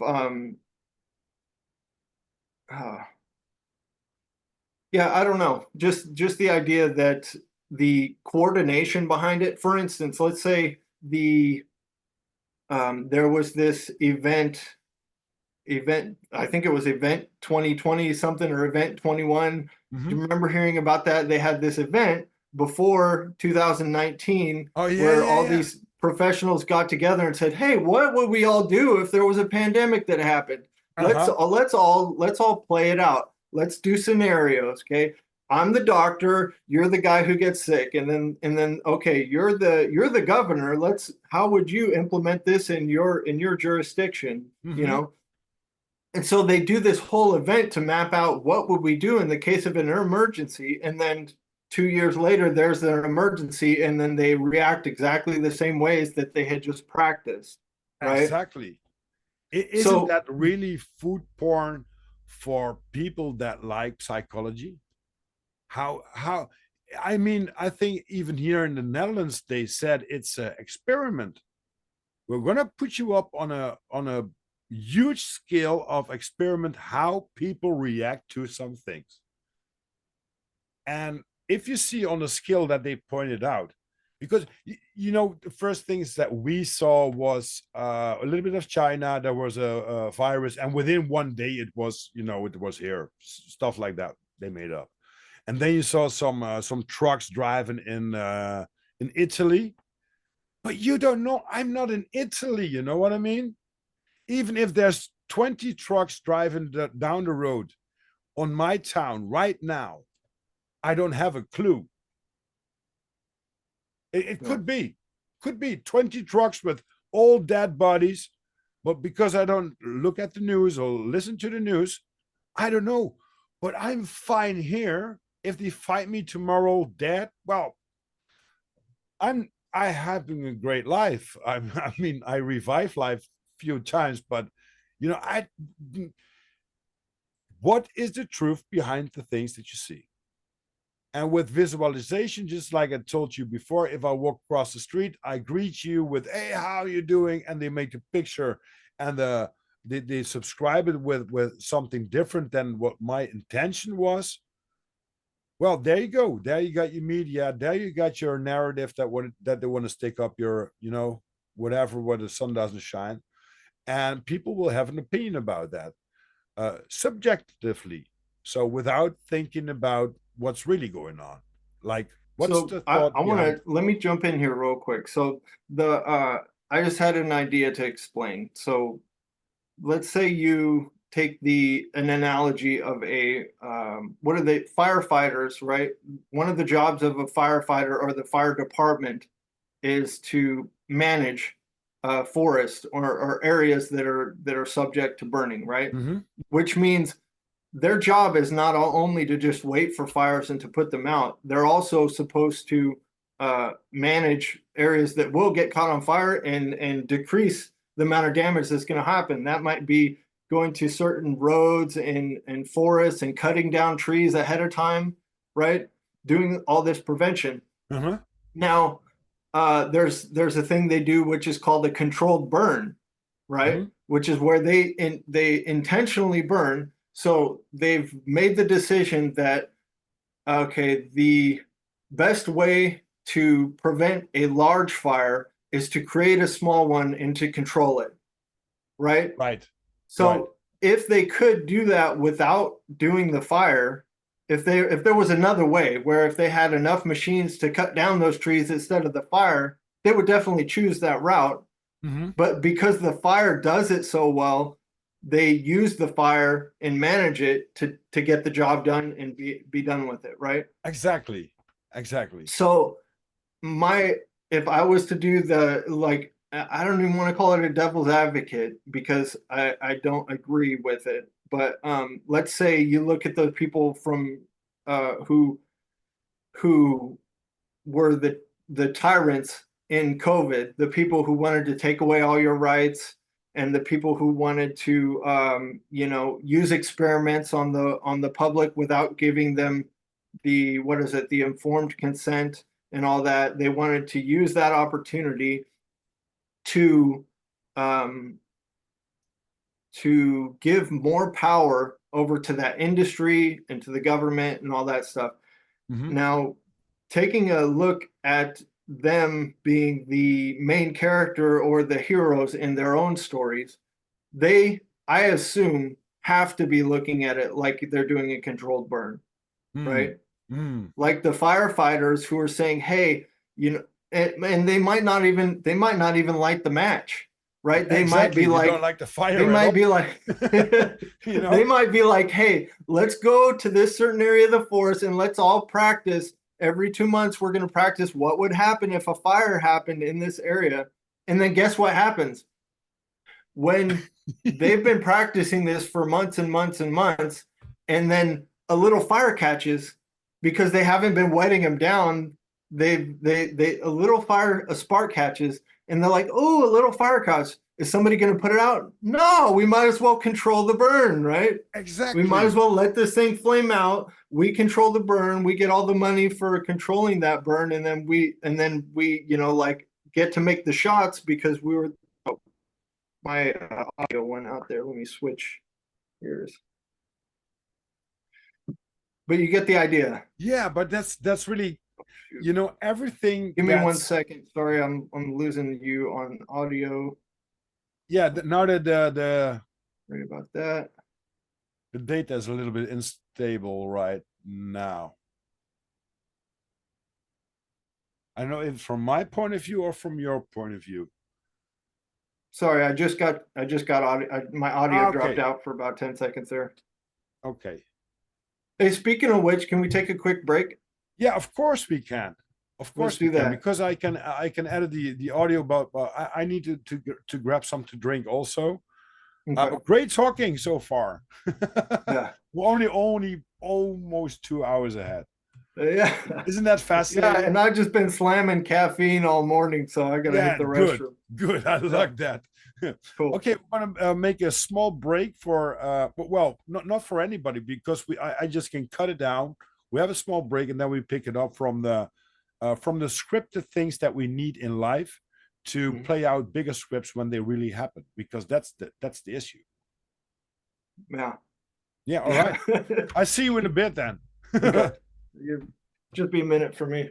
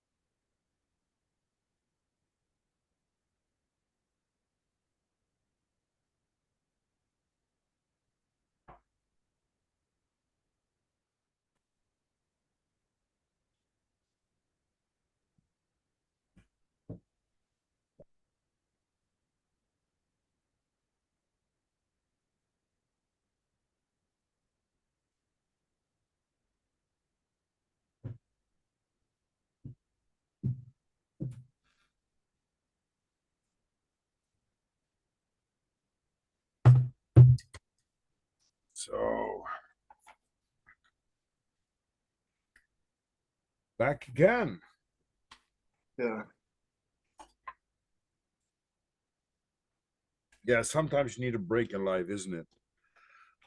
Yeah. I enjoyed the solo episodes that you did, especially with the caffeine and talking about addictions and stuff. I definitely have some addiction background, and that was a really cool episode. So man, if you do more solo episodes, those will be appreciated too. Thank So, you. Thank you. yeah, I and then will. the one of the most recent ones was a solo one. I think you did just before Melanie was a solo episode. Yeah, it was about 2024, about our our system. Yeah, I loved it. That was a good episode. Thanks. Yeah, I will definitely do more. And sometimes I need to find the time. And um, I'm getting into this when when I have some basically thoughts going on, and I can wrap my hand around it and talk about it. And the funny thing is, when you hit the record button, stuff happens somehow. But Yeah. sometimes I really feel like, okay, I'm gonna grab my telephone and just talk to you or to the universe or whatever, and then stuff comes out, and what basically is on my mind. And one of the bad things is that the most great thoughts that I have about creating a podcast or about a subject, about a topic, is when I'm in the car. I drive a lot as a courier, and but the noise from the car is so annoying. I can't filter that out. So when you will listen to that, you will hear so much background noise that Hmm. it doesn't make any sense to record it. But when you're sitting at home, you have your coffee and you're just chilled out, and okay, I'm going to hit the record button. Then anxiety and stuff like that, and do it. I'm not used to think and talk in English, but somehow I do, just like You do a German. pretty damn And good job at it. That's impressive. I only know thanks. English. I only know one language. Yeah, wow. That's something I put it up to my English boss. He was we were in a meeting. I was talking to my manager in Dutch. I was participating in a meeting in English, but then I had a call from one of my German customers. So I just like Dutch, Wow. German, English, Yeah. Dutch, German, English. He Wow. said, I brought up one point something, and he said, how why do you think that? And I don't know, it was kind of like an argument, and I only could say, how many languages do you speak? He said, one. I said, well, that's maybe then the point, because I'm thinking and writing and talking in three languages, and I can switch over just like this. Wow. Sometimes I have Snake on the telephone when I deliver a package. I just said, hold on, and I have to go into this. It's a region in French. No, it's a region in Belgium where they speak French. I don't speak French. Okay. Yeah. Uh, but with the bonjour, okay, I can say that. I can say merci. I can say trottoir, croissant, just something like the normal stuff. But yeah, and sometimes he said, "What were you talking about? It sounds like Swedish." But it's Dutch, and it's Saxish. I think it's called Angolic Saxish. It's the language, Hmm. and I love languages, and especially when before I hop on a podcast, I do some a little bit meditation. Probably talk to Snake for like 50 minutes or so, so I get into the rhythm of English. But today I went home and I got a heater that's I have uh, like a normal heating, but it's gas fueled, and my Hmm. gas went out. So I came home and it was only 8 degrees Celsius. So that's like 20 degrees or something like that Fahrenheit. So that's not that much. Yeah. And I had to prepare that, and it was like Wow. 5 minutes to 7. So I Yeah. think, oh, I gotta hop on my podcast, and just was Wow. excited. I was thinking probably just like you. a little bit afraid of, oh man, what should we talk about and stuff like that. And I like to do it in the way that we do it now. Just get in the conversation and yeah, skip branches like a squirrel, talk about topics, and everything goes okay. And we're all already 2 hours ahead without any struggling and stuff like that. But before Yeah, we, I've only done a couple of podcasts before. I mean, I had a group of guys that we did one just to get around and joke and talk sports and all that kind of stuff. But like actual serious, getting digging into serious stuff, I've only done one other one before, and I definitely noticed that I can make a list of like 10 things to talk about. You'd be lucky if you can cover three of them fully, you know. You know, it's just how it goes.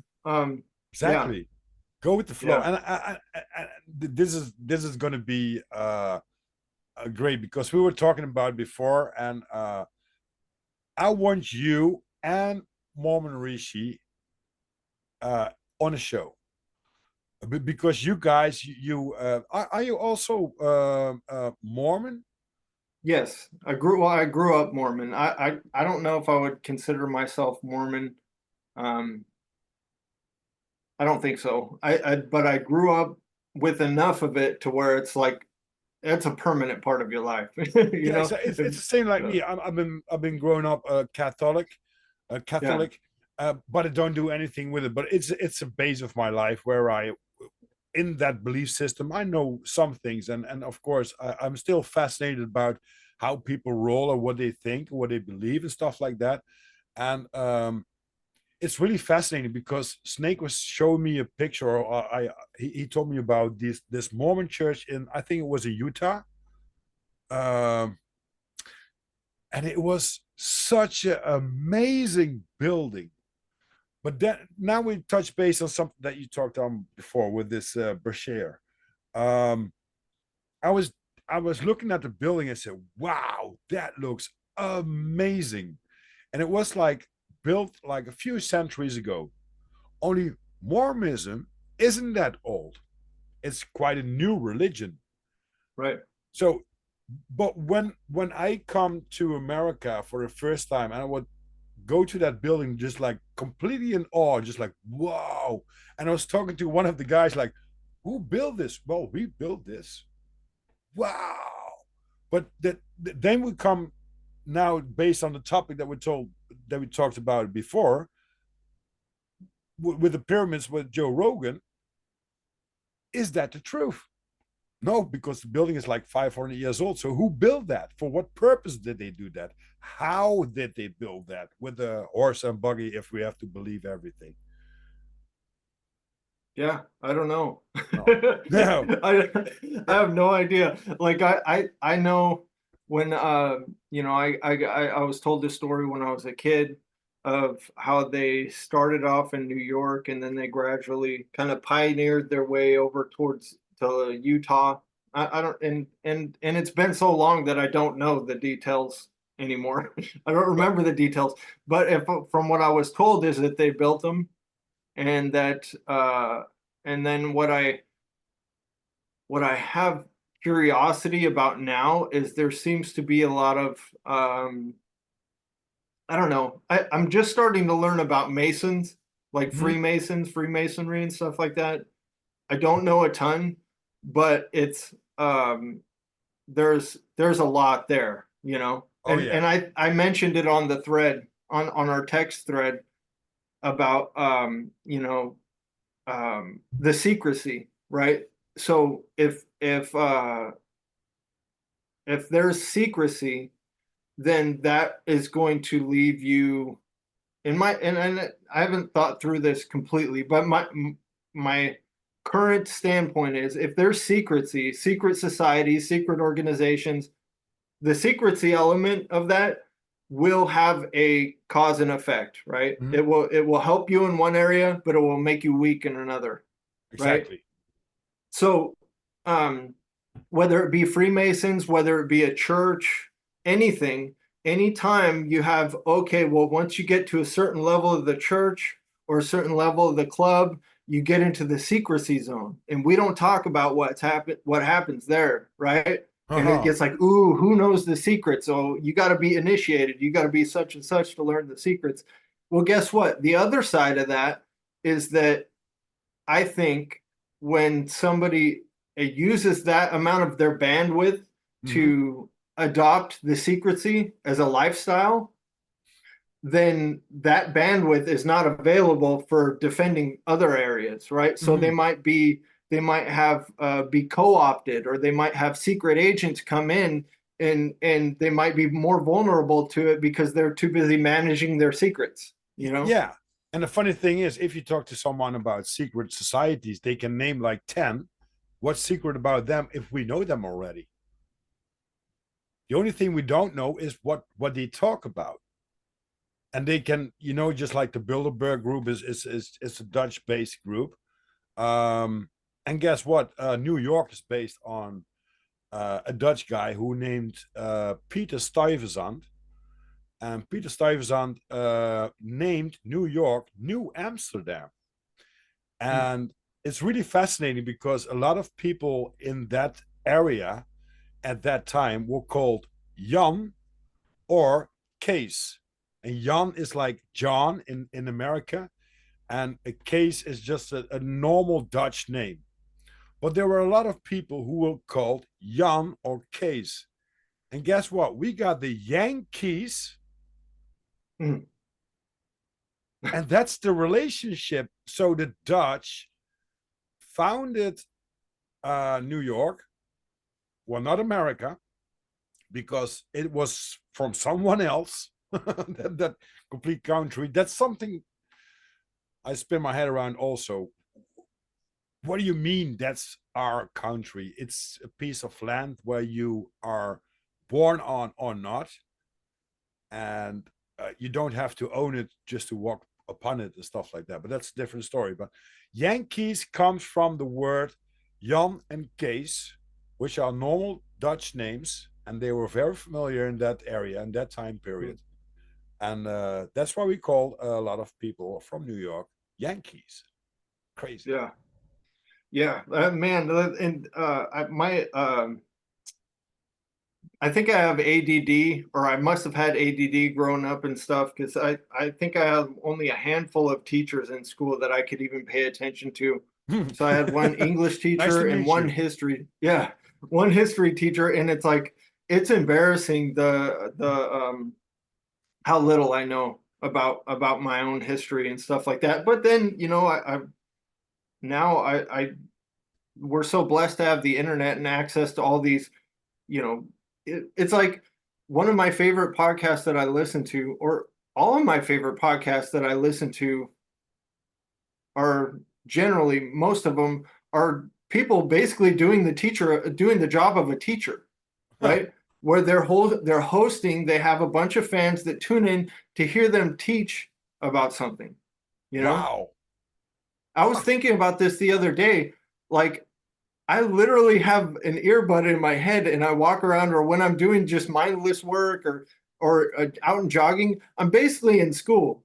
Yeah, you know? exactly. Isn't that fascinating? There's no PhD in the science, no, not science, in the knowledge that you gain and the wisdom that you gain from internet or listening to other people talk. I mean, 20 years ago, or 30 years ago, you have to go to a library to a certain section to get into some topics. Talk to some certain kind of people about some topics, and you have to believe them, what they said.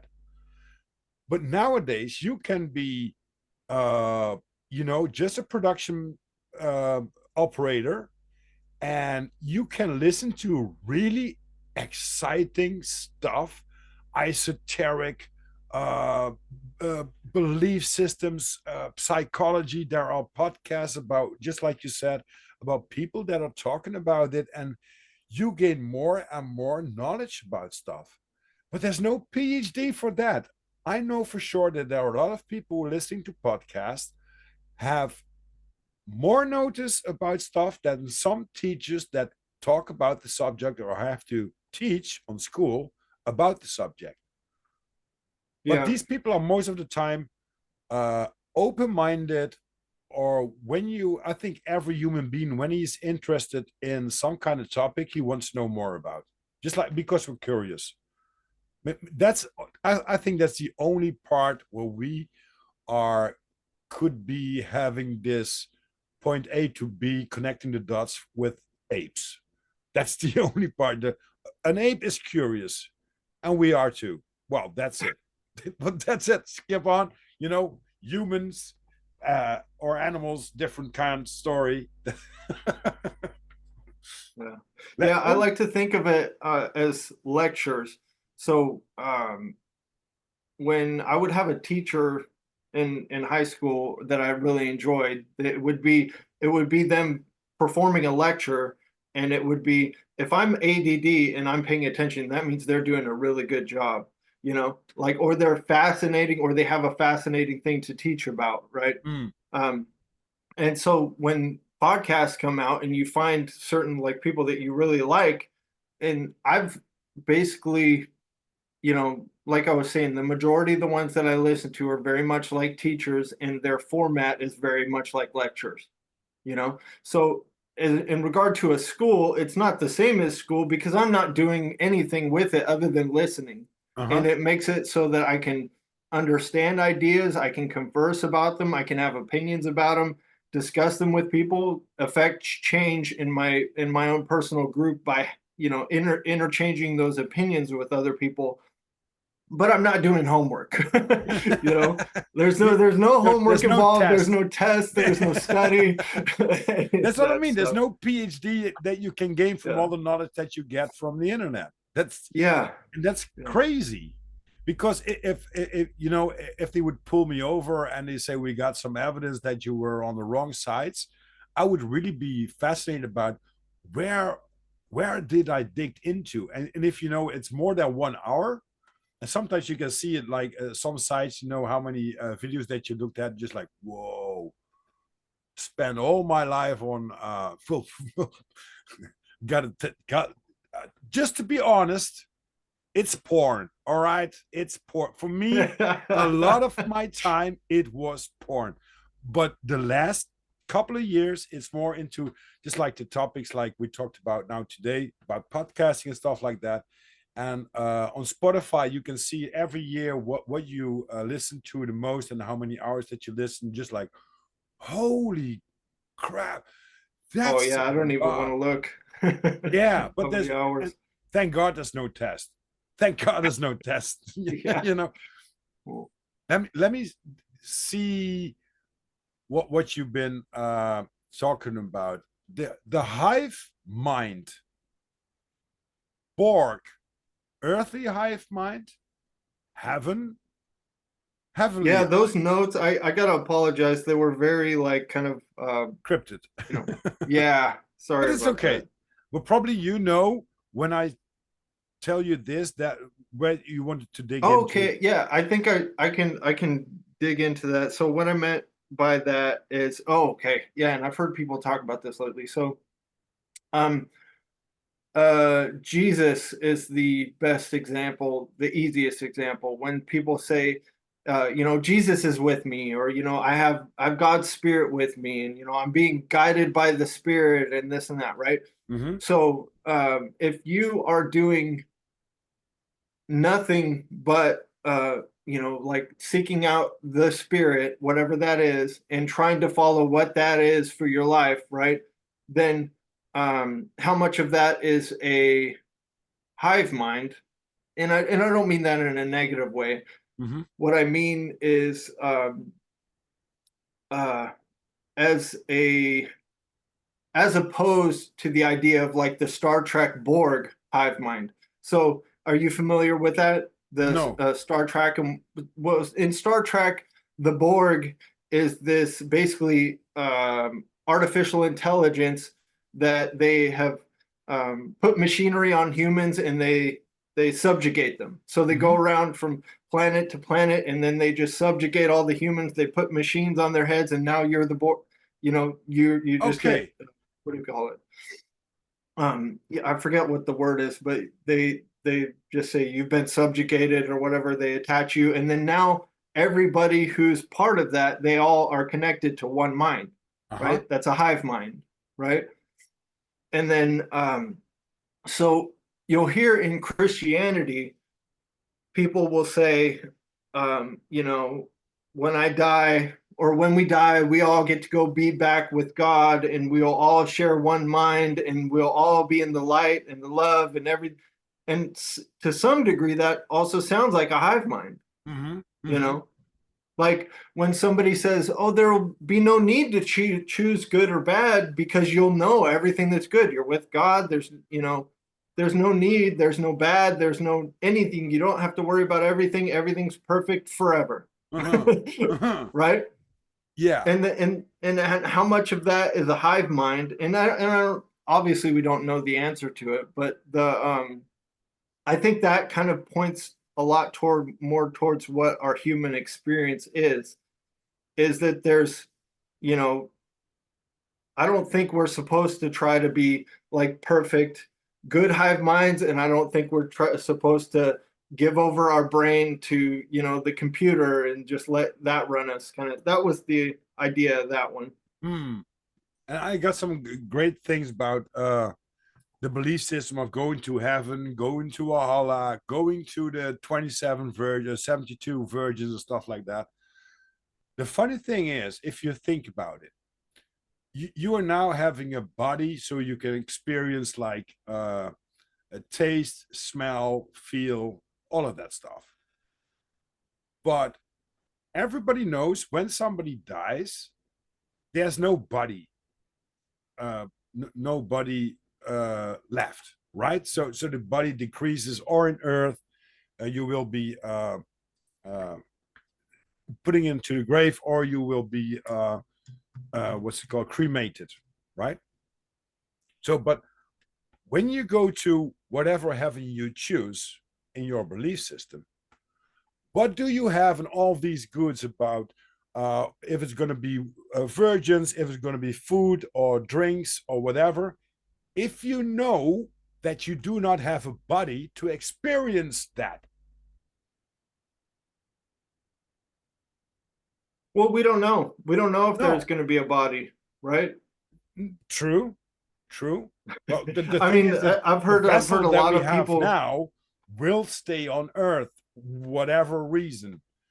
So, Yeah, I don't like the idea of and this is one area where it might be some karma I got to work through, because I don't like the idea of not having a body wherever we go. Where exactly. if we die and go somewhere where I'm just a spirit and I don't get to eat, I don't get to, you know, do all the things that we do with a body, like I'm like, I don't know. But But the funny thing is, I'm a pot smoker for all my life, but I didn't smoke for now for like 2 months or stuff like that. Maybe one joint or two joints over the whole period. That's really well, not good, but that's just the way I roll. I just want to, sharpen the blades for myself sometimes, but I'm dreaming a lot, and sometimes I really do exactly the same thing as like eating or drinking, and it feels like I'm doing that on that time. So the funny thing is, so as I'm talking about this just a few seconds before that, when you go to heaven, wherever heaven you choose, that you can't uh, experience it. If you're dreaming, you can experience all the things you experience in real life without having a vessel, because your vessel is asleep, but your unconscious mind is switched on, and that can get into anxiety, into emotions, into fear, into eating or drinking.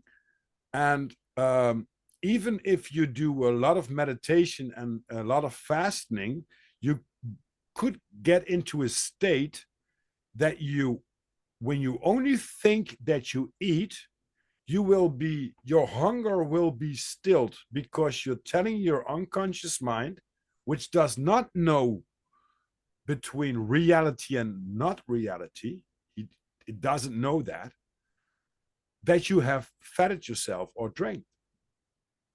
That's fascinating when I think about it right now. Yeah, and I imagine I like to imagine that wherever whatever comes after this life, that you could do that. You know, whether it's like the Matrix and you're plugging in and this is a simulation with computer cords and cables and stuff like that, or the idea that I've just been digging into recently, which is the idea of a, you know, a spirit mind. Like if you could picture uh 10 people meditating, if you're a meditator, this would be easy for you to picture. Say you have a group of friends that you meditate with, and you get together and you meditate with them on a week. Every week you get together on Saturday and you meditate for 1 hour together. Let's say after you guys have done this, you know, 500 times, all of a sudden you guys start noticing that you're able to connect while Hmm. you're in your meditation, and then eventually you create a little, like a playground that you guys all go meet on in your meditation and you're interacting or whatever, right? So the idea, long story short, is what if that's what this life is, you know, is we're meditators and we've all um uh conjured this reality, a shared reality, that Hmm. we all have shared, whatever you call it, it's just a shared system. And so if I kick a rock in my reality, you're going to see that rock move because we're all connected. And it's so it's an example of the idea of a simulation that wouldn't involve computers, right? Hmm. It would just be spirit or mind related, right? Yeah. And I have no idea what it is, but I definitely, I like I used to smoke weed. I don't drink anymore and stuff, but I love the idea that when I die and go on to wherever the next life is, that I could choose to go have a vacation somewhere where I could drink in some, like, so like a Star Trek holodeck. I can go drink and party and do some of the stuff that, you know, that I would have wanted to do more of in the life. And I just recently, yesterday, was there's another podcast that I just stumbled onto. The guy's name is Bro Sanchez. Uh-huh. And I'll write that down or send it to you in a text later, maybe a link. Yeah, we'll But put in a he link. does the same thing. He does lectures, and he does what he calls um, syncretism. Have you ever heard Mm, that word? absolutely. Santos Bonacci, he's the one that told me about it a lot. I love that stuff.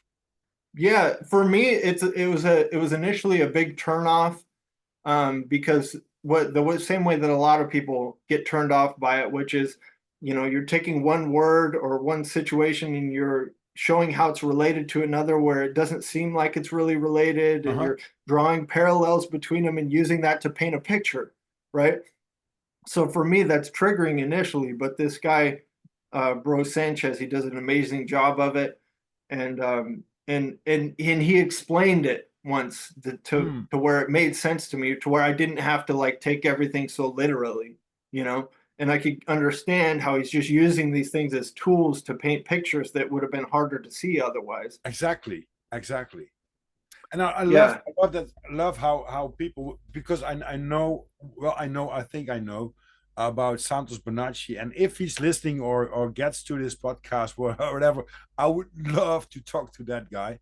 I think he was raised as a Jehovah Witness. He studied the Bible from their perspective, right, for their belief system, and then he digged into cosmology and into synchronism, and he has some lectures on YouTube, and they are like 4 or 5 hours long.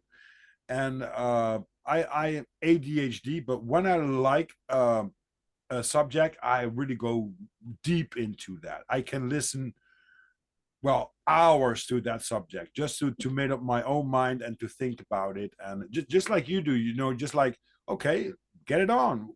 What's my opinion about that, and what relates to me, what resonates with me.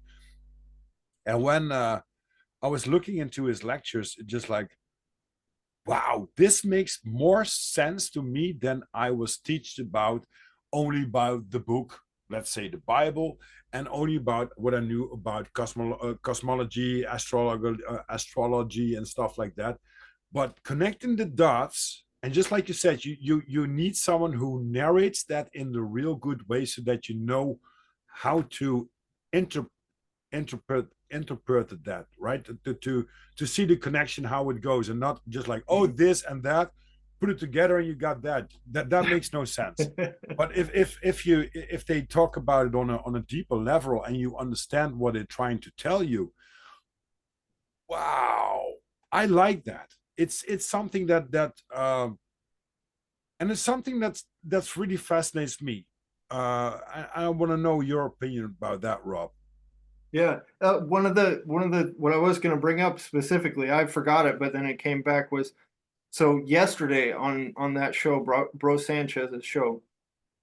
It was awesome. It was perfect timing while I'm getting ready to talk to you and stuff. That this episode that came out yesterday was really cool, and he talked about um, when we die, and this is not my idea. This is him. The idea that when we die, um, before we move on to the next higher place, we're going to have this temptation to come back here because there's too much stuff that we wanted to do. Uh-huh. So he says, there's too many chicks that I wanted to have sex with. There's too much. I want to get more money this time. I want to get, like I want to be a winner. I want to be that. Uh-huh. And he says, so you're going to be looking back at your life and you're going to have all these temptations. And he didn't necessarily say the devil, but he says, whatever the gatekeeper is going to tempt you with, hey, if you go back, I'll give you this and I'll give you that. And there's going to be all these temptations Huh. to go back and get all the stuff that you wanted, as opposed to moving on to whatever the next level is. And he says that's a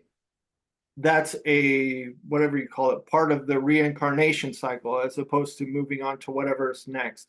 Mm-hmm. And obviously I don't know, I only know those ideas on a very much a surface level, but I identify with it massively because I love the idea that after this life I'll be able to go somewhere and live out like whatever dreams or fantasies or I didn't quit drinking and smoking weed because I just had a bright idea. I quit drinking them because they were causing too much issues in my life. Yes, exactly. Like If I could do it all the if it time. was a choice, I would still be doing all those Yeah, things. yeah. You know what I mean? Yeah. So the idea that after this life there could be a challenge that involves me being tempted to come back for more of those things that I got to do a little bit of thinking about that, and that's a rough one. But Yeah. I do have a personal belief that whatever God is or whatever the higher power, the universe, all that stuff, that it's good and that I Mm. don't have to really worry about that No, stuff because I know I agree I with want. that. Yeah. What's your definition of God? That's a great question. Oh my gosh, give me a second. Yeah, that's a good one. I I grew up looking at God like the guy with the white beard and the staff and the coat, and who was looking at me, judging me, and mad at me for all the things that I failed at, right? Hmm. That's how I grew up. And for a long time, I blamed that perception on religion and I blamed it on this and blamed it on that.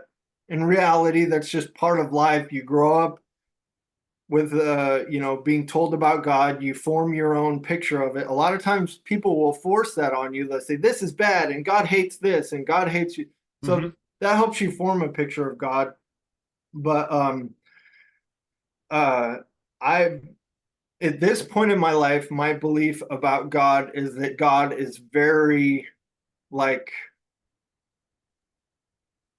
um very many levels up, Hmm. or the first word that came to my mind was less or disinvolved, right?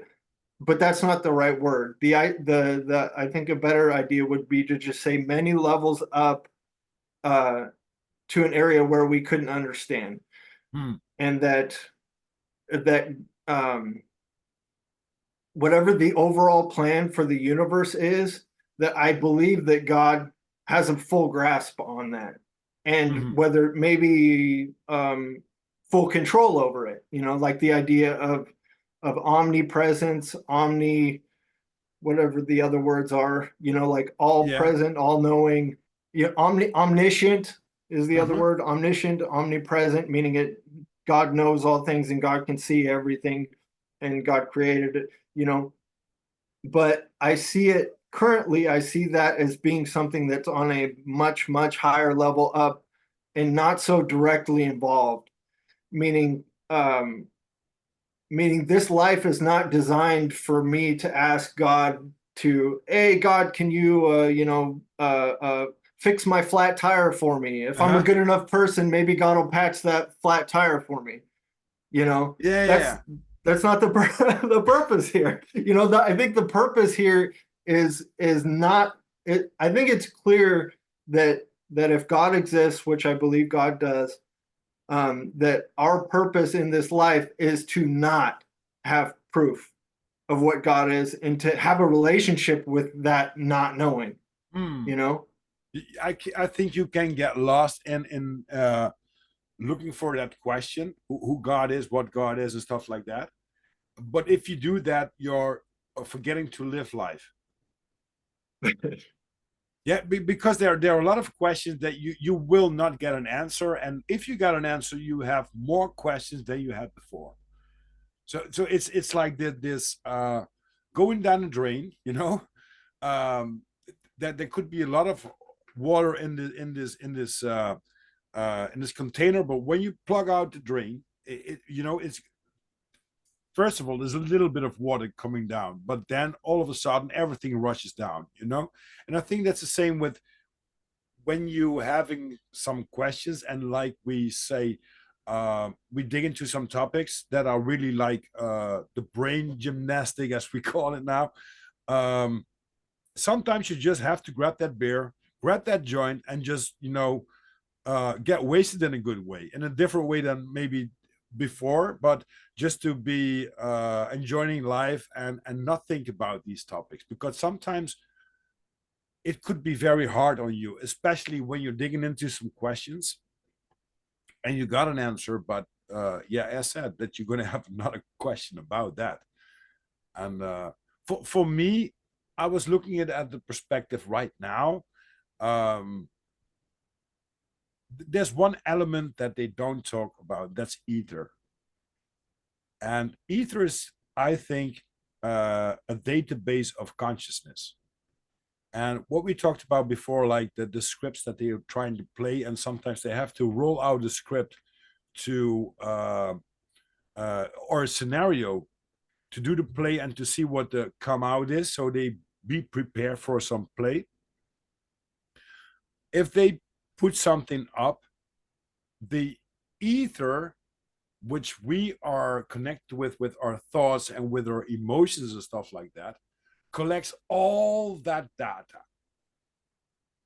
And somebody who pulls the strings, whatever being that will be, call it God, can dive into that and put that scenario out.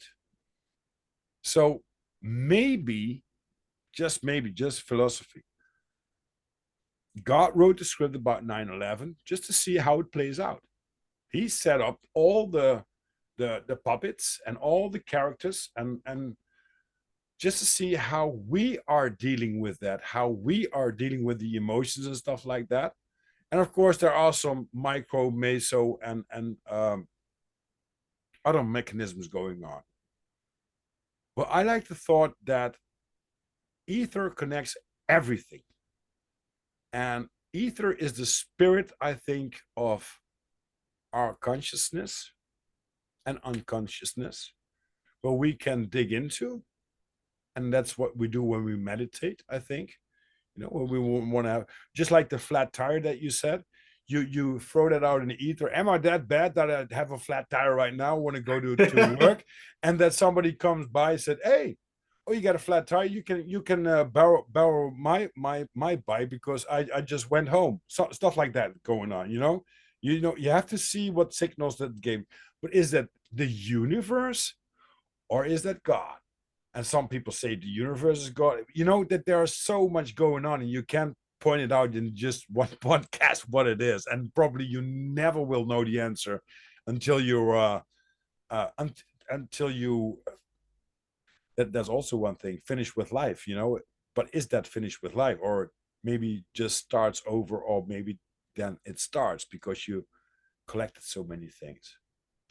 I like one saying that I heard, and I don't remember exactly. It was something about how the word God is good. It's beautiful that it's such a short word because it's about as small as you can make it, and it's as little of a chance of misconstruing it or misunderstanding it. It's just, it's a small word and it's easy to say, and then that's it. It could mean 1,000 things to 1,000 different people, but That's it.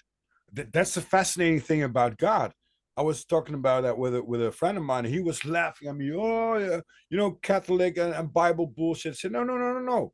You didn't ask me what my perspective is of the word God, because every religion has a God. And the funny thing, I was talking about that with Snake also, and it's really fascinates me. We have let's say for the Bible is an old book for our perspective, but we had crusades going on and to tell us, or you're Christian or you chop off with the head. So what choice do you have, right? So they pushed Christianity to us, at my perspective, and it's quite an old religion. And before that, people without any religion or more religions were called pagans. Then when Christianity came, they made the context of pagan, because before that there wasn't that word, but the Christians put up the word pagan about people that didn't believe in their God, in Christianity God. But the funny thing is, we have all these cultures going on around the world, like India, China. They don't believe in the Christian God. But do they have a bad belief system because they don't believe in Deva, because they believe in prana, or they already believe in, in the Chinese dragon or stuff like that? It's so fascinating that these cultures and these belief systems are thousands and thousands of years older. But if you put them all on the same page and you really study them, they're all based on the same concept. I think love is um, that's undefeatable. And yeah. So back what I was saying about the idea of God being like many levels up, infinite, and kind of separated from us. Like, so if you take some of those older religions and you look at, say a religion that believes, I would bet they, if you were to say to them, okay, well, do you believe that the universe is structured in a good way? Is the universe itself good? Is the laws of the universe good? Right? If they would agree yes to that, well, what Christianity does is it assigns a character to that goodness, right? mm, And then after that, everybody says, "Hey, that good character told me I got to kill this guy and kill that guy and kill that guy," right? yeah, it's I really like George Carlin about stuff like that. And but it's something that I love all my brothers when it comes to that, and we do not always have to agree with that. But I like to talk about, okay, but I have I already always had a really bad thing about that somebody told me, write this and that's the truth. I was always thinking to myself, who wrote it and what was his perspective, that I have to say this is the truth. Who is he? What did he? And then I listened to a podcast from Firmamental. Love these brothers, Raul, um, Alex, and Claude. And I think it was Pastor Hickson. I hope I pronounced that name good. But he told that there were 1,500 years with several authors that wrote the Bible. Well, if I see in my own life that I'm 50 years young, how many things that I've been read that's totally wrong, and I have a different perspective on the things that I read or learned. That when you put that in a time scale like 1500 years with several authors, I have really bad time about what was the perspective, why they wrote it down. Well, it was God's word. Oh, okay, okay. What about this? I was talking that with Snake about. What about that you have the Bible if you don't believe in science, and you have science if you don't believe in the Bible? But what if these two are actually deceiving you from that what's really going on?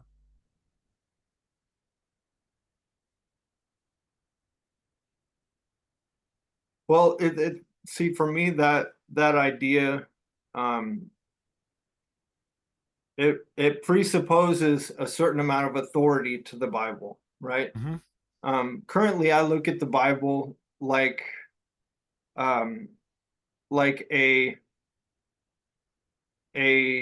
whatever you call it, a package of writings of people who uh, wrote stuff that was considered to be connected with whatever the God is, the Mm-hmm. universe, right? Yeah. This, somebody wrote some story, and his society around him said, "Oh my gosh, this makes us feel like we're connected to God. That needs to be written on stone. That needs to be written, and we're going to keep that, and we're going to read it together once a week. We're going to get together and read that. This is perfect, right?" Mm-hmm. So they hang on to it. And then, on the other side of the planet, somebody writes another book. And then in another city, somebody writes another book. And then eventually you have 500 books. And then you have whatever it is, Rome, right? A world leader that says, hey, we have all these books and all these, treasured books that people have used to stay connected to God. And Mm-hmm. we have a certain direction that we want to go with the future. Right? Exactly. Right? And Yeah. then they're like, let's pick out all the books that don't line up with our direction of the future, and let's Exactly. say Yeah. those were not actually God. Now Like, let's rewrite the things that we think that people should believe. yeah. Yeah, so to answer the question, I look at the Bible um like it's whatever, divinely inspired is the Mhm. word. I also believe that about the United States Constitution, and I also believe that about a lot of things. There's divine inspiration that hits a lot of stuff. The Mhm. Bible seems to be clearly divinely inspired. Now, um, non-believers will point out all the evil stuff that happened. Well, okay, he's murdering babies over here. Uh-huh. I personally, I'm like, you know what? When I say divinely inspired, I mean that there's messages in there, right? That can connect you with whatever God is, Mhm. right?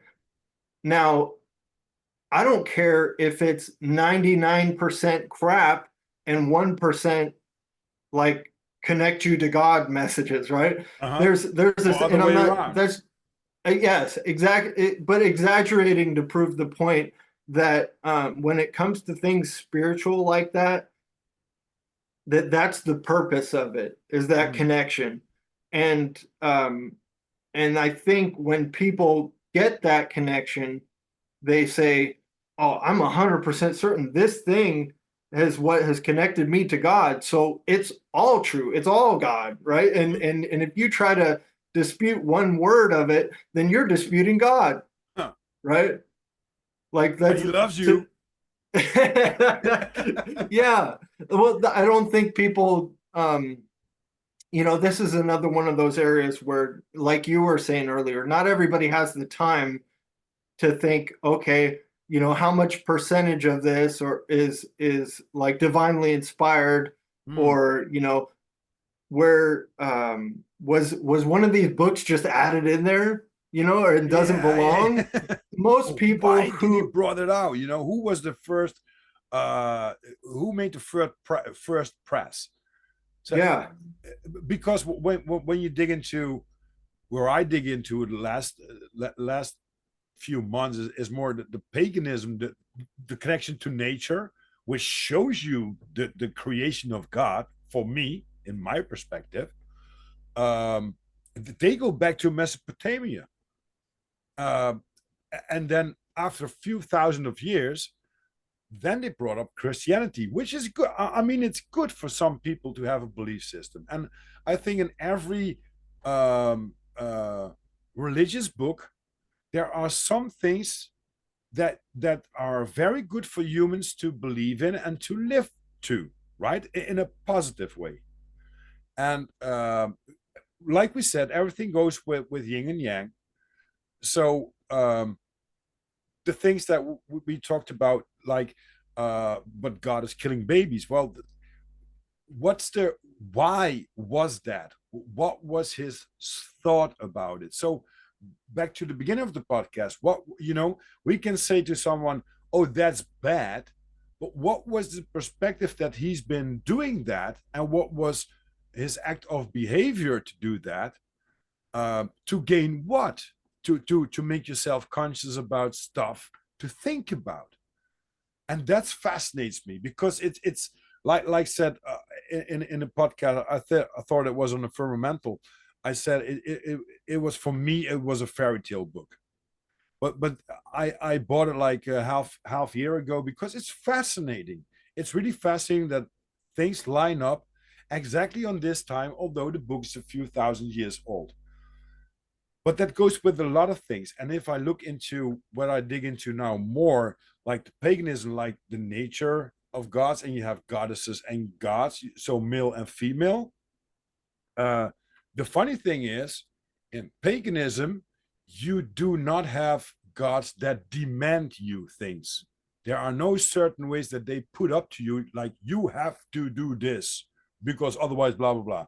But you yeah, can all that always sounds very much like it has a man's intentions like a behind it, right? masculinity. Yeah. Yeah, somebody's making sure they're gonna have, you know, income based on this, you know. But that, I think that's the main problem that I have with religion. It is a franchise and income stream, especially commercial. If you see, I think there's nowhere in the Bible that he said you have to build churches.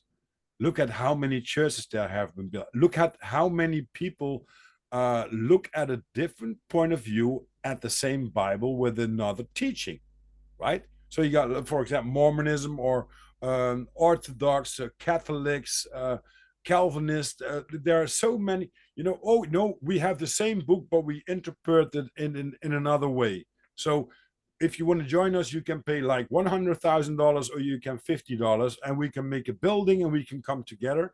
But in the Bible says the church will be the people that we talk about now, Rob. That's, you know, talk about belief system, talk about all kinds of topics, and spread the word and spread the message on a positive way with love to each other and with respect to each other.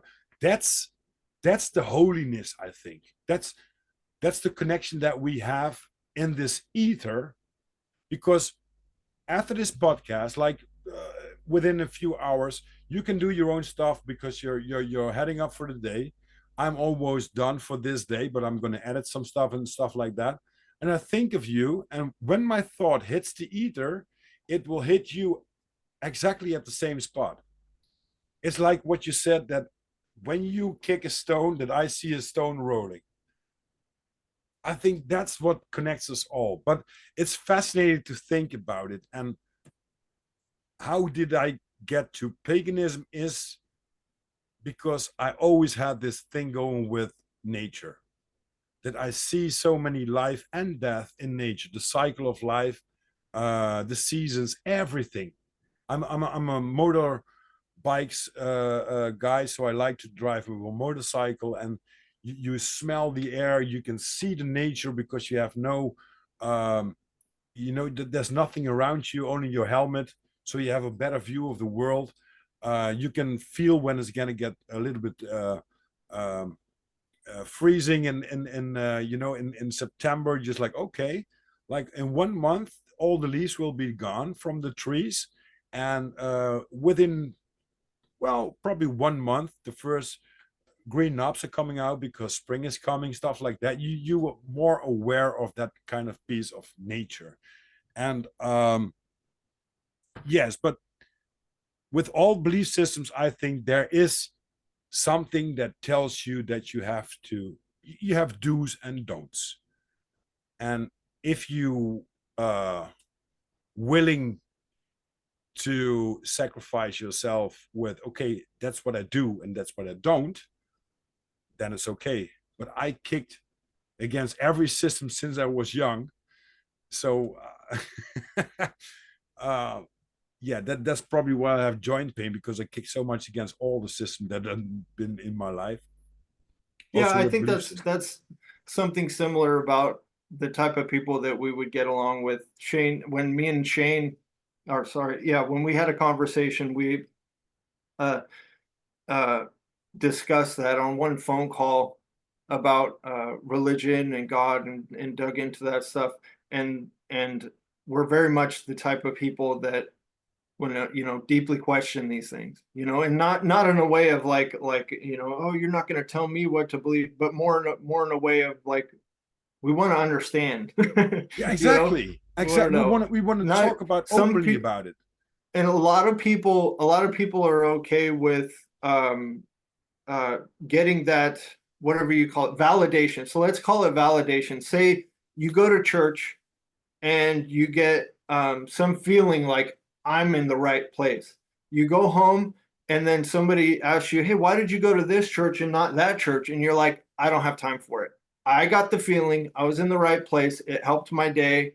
That's all I need to. I'm going to be there next week. Mm-hmm. Right? Yeah, And if that pastor tells me that I'm only supposed to pray on Tuesdays, I'll pray on Tuesdays. Okay. exactly. You know what I mean? Yeah, Like, I think that's a lot of what's going on. And people, they get enough validation to where, um, it's like, how are you going to challenge, when you challenge their choice of church, you're challenging the validity of their validation, yeah. you And and know? and, and then you kick people. Then you kick people in the head. Yeah, but because it's the same like if you're like a band and somebody completely disagrees with you, you try to come up with the arguments why you like the band and why they should also like the band, and that's Yeah. that's crazy stuff, but that's how we have this defend mechanism about all our belief systems. If it's going to be about music, about the things that you love. uh, for me, I love to drive a motorcycle. Some people say, oh my god, you always drive hard or fast. Yeah. Well, there are some people who don't. They drive really decently motorbike. Me too, sometimes, but most of the time I like to open up the throttle. Yeah, that's just me. Just life's too short to drive slow. Yeah. but there are all. There was one other area that I wanted to hit on, that the Please. idea of church and stuff, was the idea of um the there was the movie that came out. It was called Zeitgeist, that Mm-hmm. pointed out for everybody how the Christ figure was not the first, right? In fact, there was like 20 different figures that had the virgin birth, the death, the resurrection, the miracles, all this stuff, right? Yeah. And I was curious about what your thoughts on that, but to just kind of line out mine, I I don't care whether Jesus existed 2,000 years ago. Um, for me, it's a matter of validation, right? Mm-hmm. Whatever that is, whether it's just a story, it rings a bell for me. I was just thinking about this while we were talking, is that God, whatever God is, say it's like 10 levels up to something we shouldn't even worry about because it's so Mm-hmm. far removed from us that there's no point in trying to understand it. Then the question comes, we're here on earth. What would God do if God came to earth? Right? So Oh, that's what I think all those stories are telling. This is what each of those culture, not that they're, because it's the same story on all these yeah, different yeah, yeah, places. exactly. So, That's so so, fascinating about it. so is it just, is that was that somebody who actually lived and happened at one point who the story just became popularized, Hmm. or is that just something that we as humans Are know deep in our bodies that if God came to earth, this is what he would do, you know? I think that. Well, I was thinking about that, and I was talking about it also with Shane, and I talked about it in the podcast, and I really believe that. I think, just like you said, God is like 10 levels up. We can grab a head. Or I think that's the universe. Let's say, something that you can grab because we're in the dome. But you can grab it, and it's beautiful, and it's been a creator for. It's been always there. Um, it always will be. But we are copy paste Jesus. The stories that been told in all these books are about us, what we can experience in life, and with the story's been told, how Jesus Christ dealt with them, with the stories, because he was a badass. He was kicking against the government, against the system all the time. And I think a lot of people are, if they are in a relationship, if they are awake or not, if they're into the conspiracy theory or not, everyone has some battles going on in their lives. But when you take a book like the Bible, or whatever book you take, like on a religious way, you can see how they dealt with some things in life. And it's all in you to get to find the balance. And it's a guidance book, I think. For me, I think about Jesus Christ is copy paste my system, how I could spread love to the world, be a good man, and be as I am. And that's only my opinion right now about God and Jesus Christ, because I don't know, whatever you call it. Some call it Krishna, some call it Jesus, some call it Buddha. Whatever religion you pick, there is something. There is a figure. There's an idol that you can look up. How did he dealt with it, and how did he came um, to his conscience? How did he do, and how was he dealing with the stuff that he had to deal with? Hmm.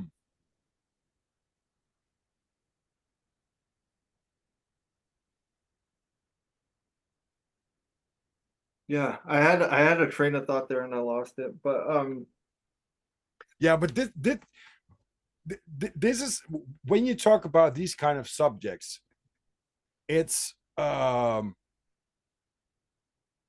not the kind of guy who says, no, look at this, it's been written down here, we have to think like that. Because what we're doing now, Rob, is just exactly as how we roll.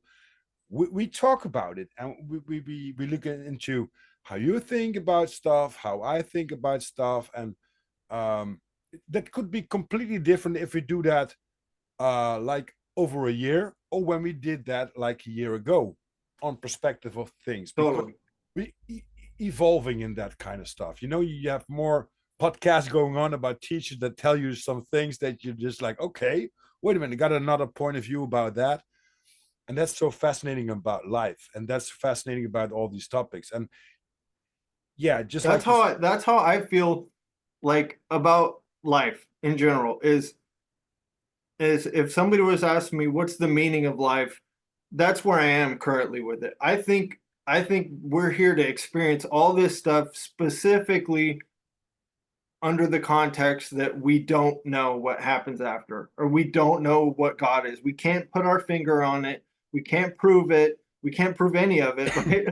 Like, but that's the whole thing, is like going, like you were saying, from a year ago, I could have had us, expressed, here's where I'm at with this, and I believe this, and I believe that, and it'd be like, yeah, I'm pretty excited about my beliefs, and then a year later, I have more because I've experienced more life, Exactly. and I don't know if that, like, and I've listened to myself talk from years ago and be like, I don't know if I still believe that part or something like that, but you can look at it as a process, It is. and growth, and like as long as you try to apply honesty to it, then it's not as embarrassing to find out all this stuff that you feel like you've progressed from, But it's kind of bef- like leveling up. Like in a Freemasonry, you got level to level to level, and I think that goes the same with life. If I see myself like 10 years ago, 5 years ago, 15 years ago, there are some levels that are reached and some lessons that I've learned. Some lessons I still bump into, just like, oh, bloody hell, still dealing with the same thing. So yeah. I know that my comfort zone is the one that I want to make sure that every day that little comfort zone has been put it away in the closet, even if it's for 1 second. Have a nice warm shower and just put it on ice cold. You know why? Just to get, I'm alive. Why not? What can happen? It's just cold water, or do some grounding, or walk into nature. Although it's rainy, cats and dog. Okay, it's raining. So what? You got coats. I got a perfect body with a waterproof skin. So what can happen to me when I walk in the woods? I could get wet. I could dress to that. But the thing is, we always choose some comfort. And I think also with our belief systems, if it's comfortable that the most people think about this, then you don't have a struggle in life about telling them a different way of looking at some stuff or a different point of view, because you know that you don't get into a verbal fight, or what's it called, into a confrontation with some stuff. But if you're like, okay, ah, with the right people, I can dig into this topic more, like we do, like on a group, just like, what's your thought about this? And that we are not just like, oh yeah, this is my belief system, stuff like that. No, we're people that uh, want to learn from each other and want to learn from. Uh, wow, if you're gonna get that questions that you posted in a group, just like, it's not something. It's the same thing like, you're the president of the United States. There are two buildings and there are two flights, two Boeings that have been hijacked, and you have to decide. You have to decide. Should I let them crash into these two buildings with 5,000 people that could die that day, or should I take them out before they hit the two towers, but they will be crashing into some district in New York where we don't know how many people there are, and we know for certain that these people are in the building. If you got that question and you are the president of the United States, if it's scripted or not, what would you do with that? What would be your answer, sir? Is there an answer, sir? Should I put them down? We got 1 minute and counting. Yeah. That's a tough one. Yeah. So the when somebody chooses to be the president, it's like, on that karma question. If they're choosing, imagine them before that life choosing, I want to be president in my next life. Like the amount of karma that Yeah. goes behind that, But if right? it's scripted and you know that you're Bill Clinton and you do the good stuff, but once a while in a career you're going to get a blowjob and you're out of the office. What would you choose? Would you be the bad guy that said, okay, I crashed the two planes into a building, or you want to be the president that talks good stuff, but you're going to have a blowjob and you're out. Yeah. Yeah. That's That as soon as we get to that level, it's like, you know, we uh we give them we give them the authority, as that's the position of power that we've created. No, we didn't create it, our ancestors created it, or our great grandparents, mm-hmm. whatever, created this position of authority. And then as politics go, we just battle back and forth, left and right, versus every single little thing that that person did, like, are you on team A or team B? And Yeah, yeah, everything he yeah. did, like you were saying earlier, team A sees everything he does as horrible and bad, and team B has to be like, yeah, no, he's our guy. you know? And that's the thing, there's always um this information that we get is all based on subjective opinions. Because if you dig, eventually you couldn't do anything like a reporter does. um there's a fact that there's a building on fire. That's something that you see, but you don't know why it's on fire. You see firefighters fighting the fire, right? But you don't know why it's on fire. What causes the fire? What could be? Is there maybe that they put it on fire because the insurance, or there are so many scenarios that could be played out. But the thing is that we see nowadays is that they just give you a few breadcrumbs, and you have to make an opinion about that little stuff that you know about this topic. It's that big, and you only have this small of amount of information, and you have to make an opinion about it. Well, I nowadays I can't. I 5 years ago I would go bonanza, just like, oh, my opinion is this. Nowadays it's just like, okay, yeah, okay. So this building is on fire. So what do you want me to do about it? What more information do I need to give you a good answer about that?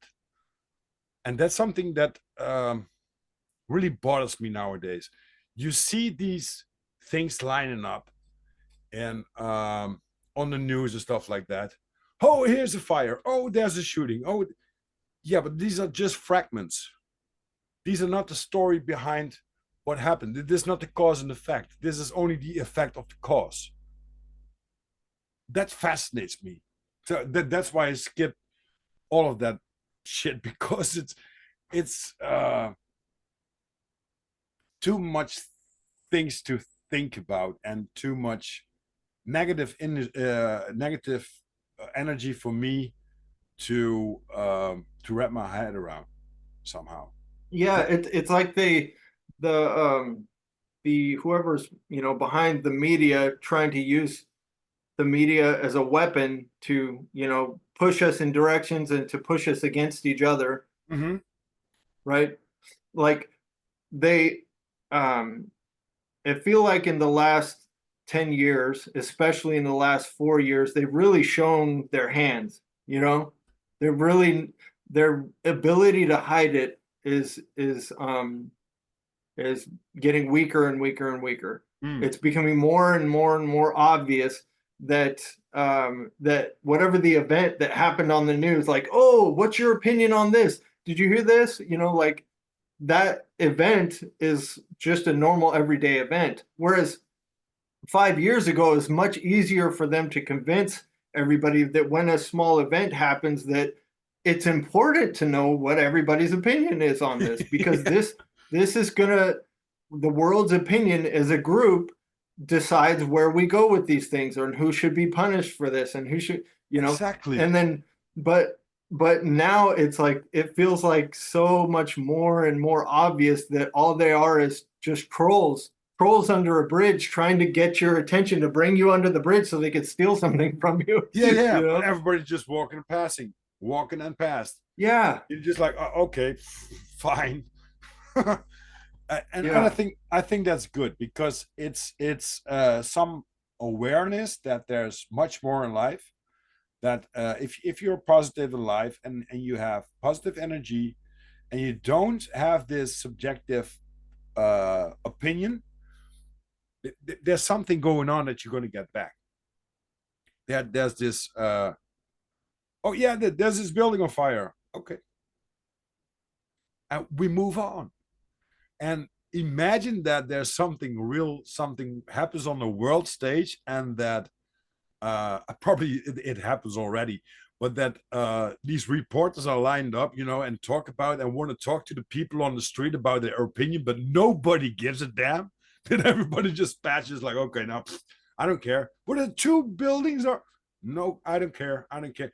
So they have to pull out some actors, as they do right now, to stage something, because they know already that the most people do not give single crap about that, what they do, because they know it's too obvious, like you said, that there's something else going on. Yeah. So that goes all the way back to NASA, right? Yes. Now we get into NASA. Because But that's what that is, right? You have a government who wants power or wants to direct their power in a certain direction, right? Or for instance, you have during the world wars when we're gearing up for a Cold War, and they decide, okay, let's go to the moon, right? Let's go to the moon, and if we can go to the moon, then we'll prove to everybody else that we have more advanced technology and that they shouldn't even mess with us. mm-hmm. And in my perspective, what happened there is they said, okay, let's go to the moon, but let's also fake it, right? Let's because because if we don't go to the moon, we still want them to think we went to the moon, right? Yeah, it's a play that we play out. Yeah, I can't, and I've had an argument with a friend about this who does not believe that. He couldn't understand the idea. Why would they fake it? If you're a military, especially if you're the strongest military in the planet, and Mm-hmm. somebody's threatening you, and you want to make a show of force, and that show of force is we're going to go put our flag on the highest mountain, or we're going to go fly to the moon. Um, you're gonna do it on a fake movie set too, just in case, no matter what. If you have the capability to do that, of course you're gonna do that, Yeah. right? Yeah. And not only that, but what about this? And I'm not arguing this, but this is just a for instance. And this is one that I've never heard discussed on any flat Earth discussion podcast, whatever. Is let's let's call it a mountain instead of the moon, because the moon is a little bit of a touchy subject. Okay, Uh-huh. let's Okay. say I'm going to go to that mountain and I'm going to show you guys that I'm the best mountain climber in the world, right? And you decide, okay, I'm gonna plan a trip to go up to the top of that mountain, but I'm also gonna stage one on a movie set just in case I don't make it. Let's say you go up to the mountain and Mm-hmm. you plant your flag and you have your footage from that. You come back down and then you look at your um, movie set footage and you're like, let's give them the movie set footage and see if we can pull that off. You know, Ah, let's see if they'll buy the movie set footage. You know, and then interesting. if they buy the movie set footage, we can do. What's the next step after that? Do we tell them we went to Mars after that, and and if we Oh, can, do we tell them that we built a civilization under the ocean, and that we have this like super strong military under there that they're never going to have access to, and that like who knows, right? yeah, It's just yeah. an idea. I get back to you in a second. My telephone, where my data is running from the thing, is almost gone. So I get my No problem. what's it called? Yeah.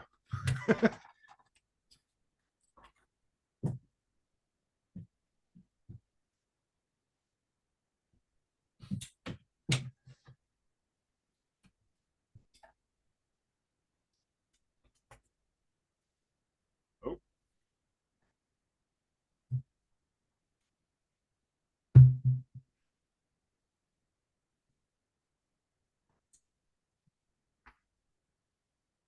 All right.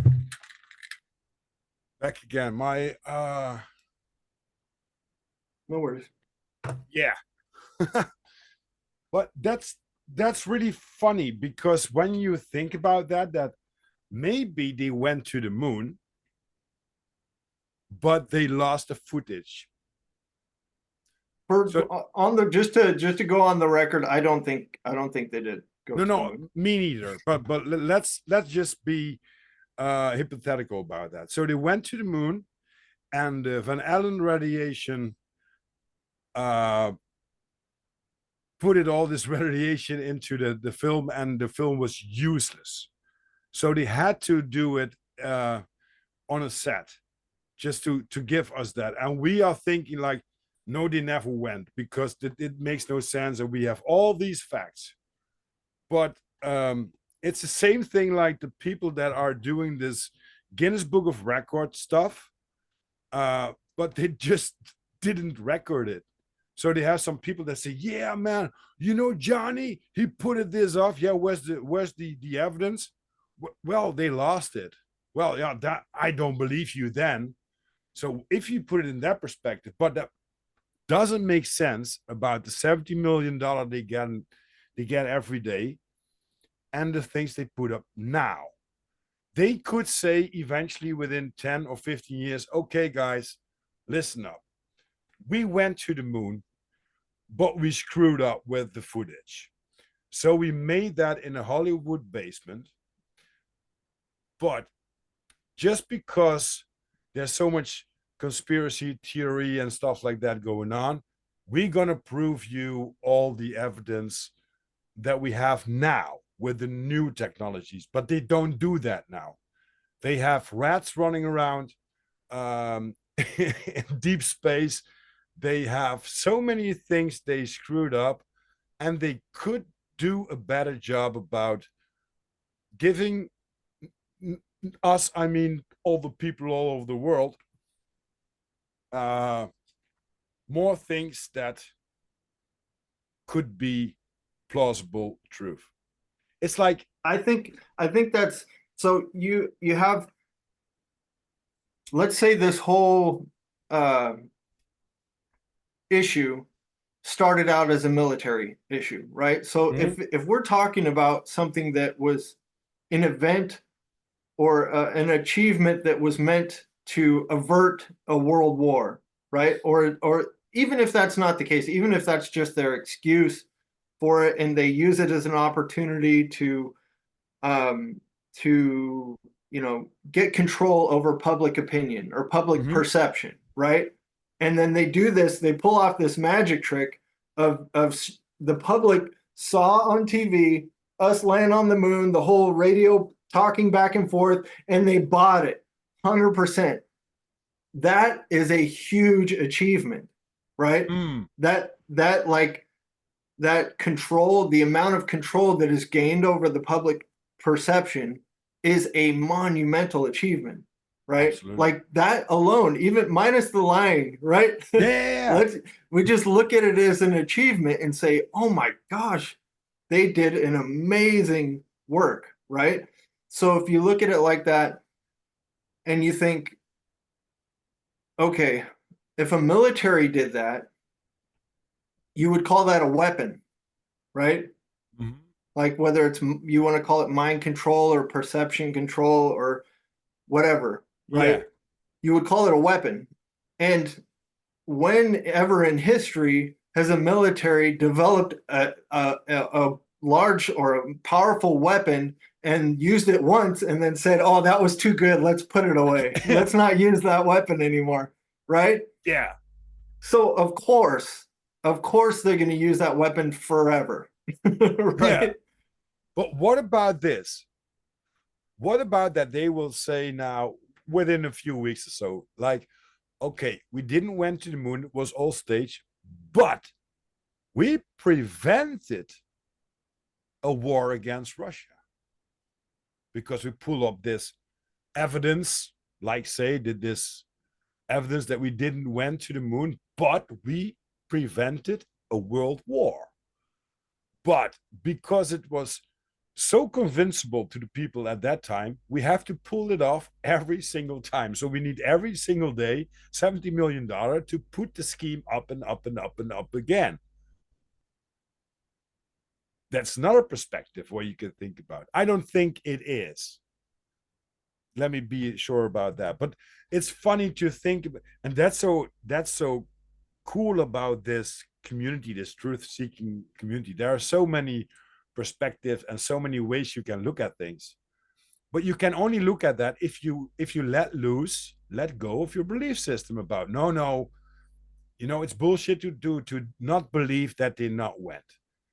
They went. We got evidence. No. Let's get that helicopter, get up, and look at all the things that why they could pull something off, and why should they put something up. So if I could take you back to that idea, the Disneyland effect Mm-hmm. that I was talking about. So most of the people who, when you say, "Hey, look at this footage of the moon," like you don't even have to tell them like flat Earth or space is fake or No, no. anything. You could just say, "Hey, look at this footage." Like the one that I sent the other day. Look at this footage of the guy who's clearly hanging from cables, right? And like a little baby on the jumper thing, like look And at it this comments. footage. And now imagine that you're in the 1960s or early 70s or whatever, and they're telling you that this is footage from space. And they will tell you, like, they won't even think about what you're giving to them. What they'll that's that Disneyland effect, right? Exactly. I'm not even going to consider this. I know the scientists that I trust. It's not you, Mm-hmm. right? And you're coming to me showing me stuff. Maybe they made it up. I don't know. I don't care, but I trust these scientists and I don't trust you. Right? Exactly. And isn't that the same going on with this radio show? One of the first radio shows was the War of the Worlds or something like that. This radio play that people were calling the military, that they thought that there were aliens and stuff like that.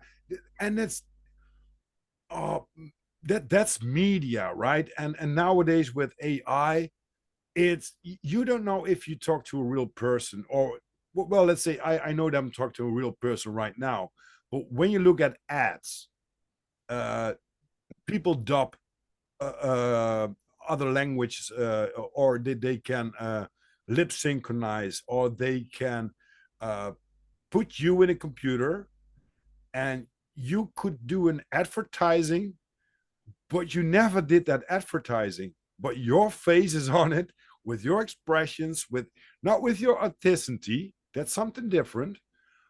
But they can pull it off. They can copy paste us, and make a podcast, and we talk about completely bullshit, and people think that we are real. Well, you think about the 60s when they saw that footage and it was just as real, if not more real, than the AI that you and I are looking at, right? When me and you see that AI and we're like, oh, that's pretty close. It's not quite. It was better than that. In the 60s, they saw this footage and they said, that's real, you Exactly. know, How long was there television in the 60s? It wasn't that long. 30, 40 years, right? I don't know. Yeah, something like Television. that. It was invented in the Netherlands, I think, also from Philips televisie.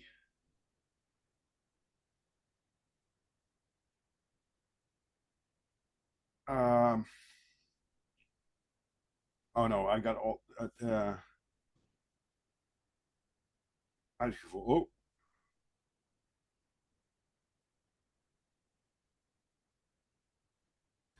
Oh, Wikipedia. So I don't know. um, so history.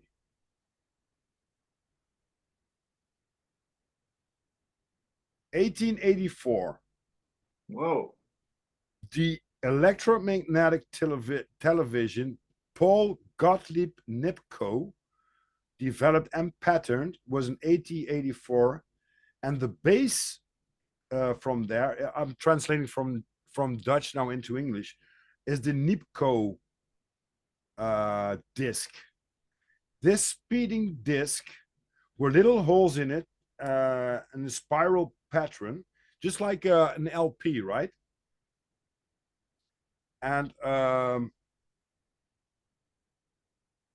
yeah, with a photographic cell, and they were turned on into electric signal that activated the neon lamp, and in this then you saw light and dark in a television.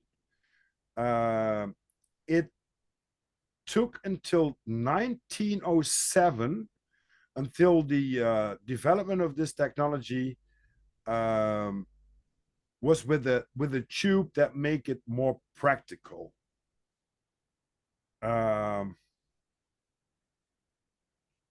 Oh, quite interesting. Quite interesting. So the first transatlantic television signal was in 1928 between London and New York. Wow.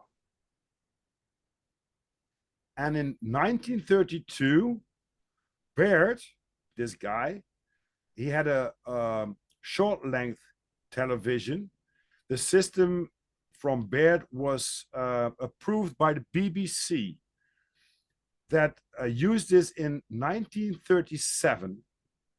And that was the invention of the electronic television as we know, because nowadays it's all, of course, all digital stuff and stuff like that. Wow. Yeah, and so before the television, you had radio, right? Remember, people would gather around after dinner and they would listen to their favorite radio show. I think that the most people listened to the World War II commentaries and to the speeches of Adolf Hitler and stuff like that, because there was no television. And when there was, there were like one or two televisions. I know that because one of my uncles, he was working at Philips at that time in the Netherlands, here in Eindhoven. And he had a television, and the whole street, the whole block came to watch one or two programs.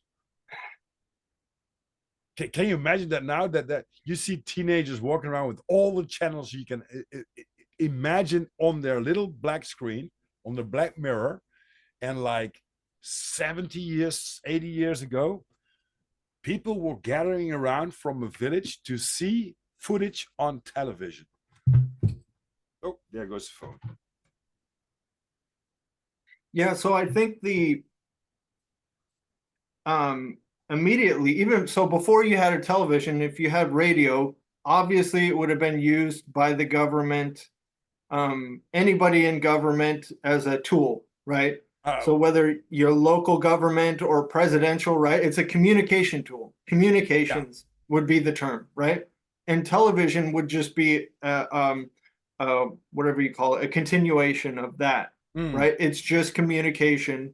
It has picture and stuff so you can see the person, but it's just communication. Yeah, and before that, you just had a somebody on a horse went into a town and opened up the scroll. Listen up, people.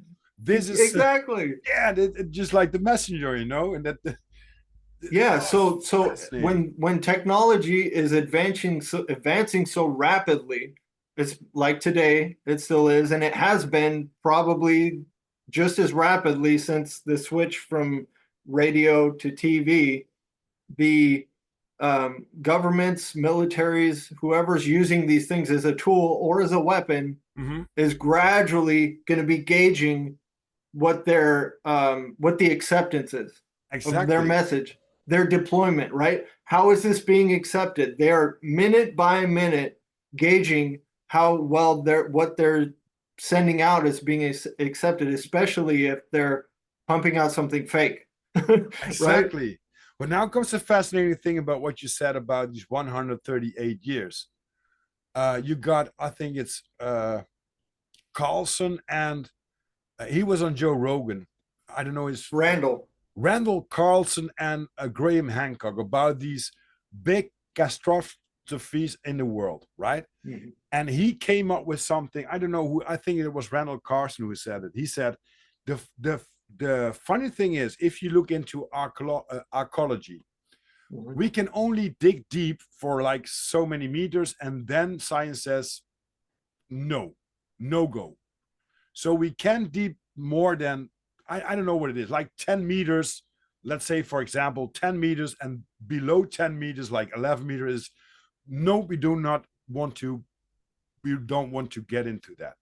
But the funny thing is, when they were talking about these big Catholic, no, catalyst things happening in the world, like the flood and stuff like that, it could be like 20 meters high of stuff that's on our society right now, and something happens in the world, and I will be 20 meters below surface Right. within 200 or 300 years. They probably dig on my roof, but it don't get in. And because I'm completely gone, everything that's here that's normal for us now, like computers and stuff like that, will be completely wasted. There will be maybe some evidence, little pieces. But the funny thing is, in archaeology, they say until this level, we will say, okay, fascinating, but below that, we don't go. So what his um, question of no, what his hypothesis was, is that the right Yeah. word? Yeah, Hypothesis. hypothesis. Yeah, exactly. Was, what if we dig into like 20 meters instead of the 10, as an example, and we find complete cultures that already had this kind of technology? Because, and that was really fascinating for me, he said, we are telling ourselves that like 2000 years ago there was this and this and this that were going on in the world, and then all of a sudden, within a very little time span, like a few hundred years, we had this industrial revolution, that machine could took over the things that we did as men and with horses, so we could build cars and technology and stuff like that. But that's just a very small lifespan.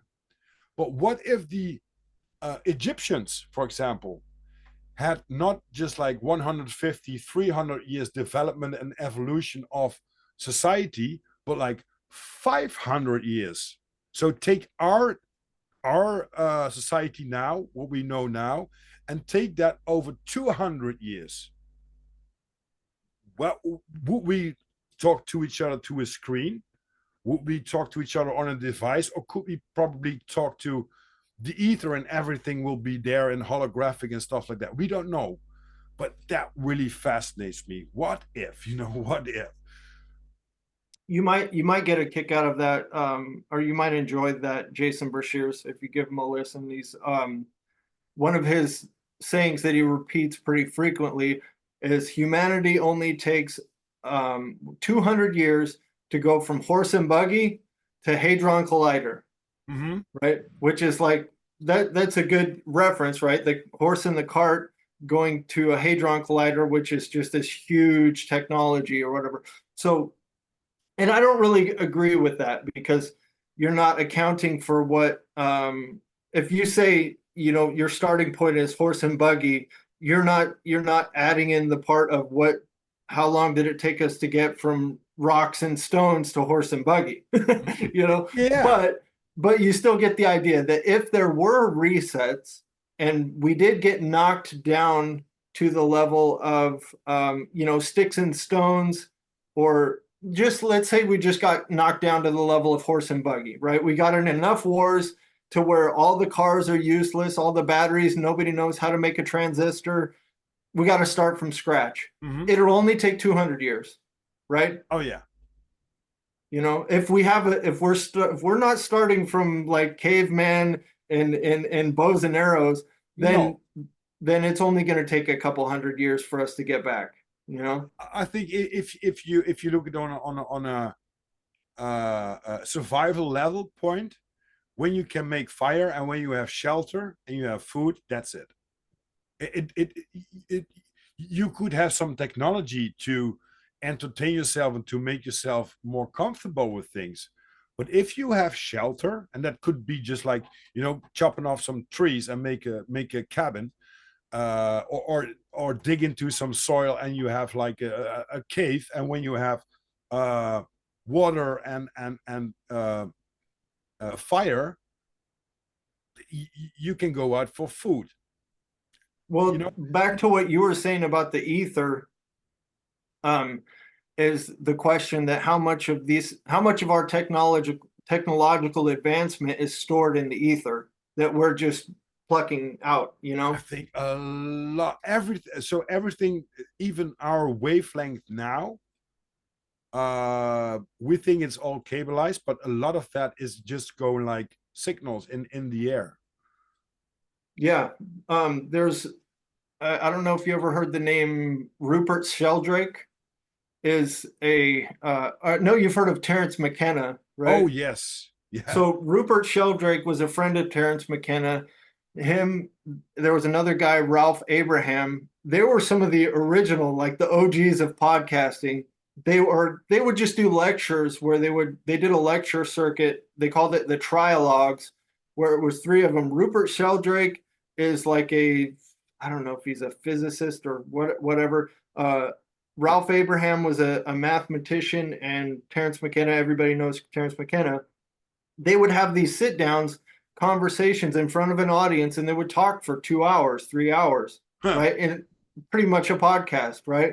And they would and it was a discussion format, very much long form. One of them would talk for 20 minutes, 30 minutes before it changed over to the other one. Uh-huh. They would just go on and they would build off each other and just made some. I'll send you a link to that. Great. But uh, Rupert Sheldrake, he's the one who coined the term. He is morphic resonance. That's his term for trying to put a a physical descriptive onto what we call the ether or the Akashic record, right? He called it morphic resonance, and he did some experiments. Sorry, let me change the audio here. Yeah. Oh, 3 hours and a half, something The like that. audio, I can't hear you. If I I can hear get you. this there, it'll just be 1 second, and I should be Yeah, I hear you. okay. So with morphic resonance, what Sheldrake did is he did a couple of different tests. One of the main ones was a dog. If an owner and a dog, the owner would go off to go do groceries or whatever, and there would be a camera looking at his dog. And as soon as the owner would decide to come home, the dog would freak out and get excited, Uh-huh. right? So they're connected, obviously, right? So they did a bunch of tests, like, make it a larger distance and, add in all these other factors, like don't think about it ahead of time, what time you're going to come home. And overall, they kind of pretty much proved that there's a connection there, that the dog can sense when the owner's coming home. Huh. There was another one with rats on, they would, and I don't know if Sheldrake did this or if he just referenced this test that was done. I think it was Harvard or some big university.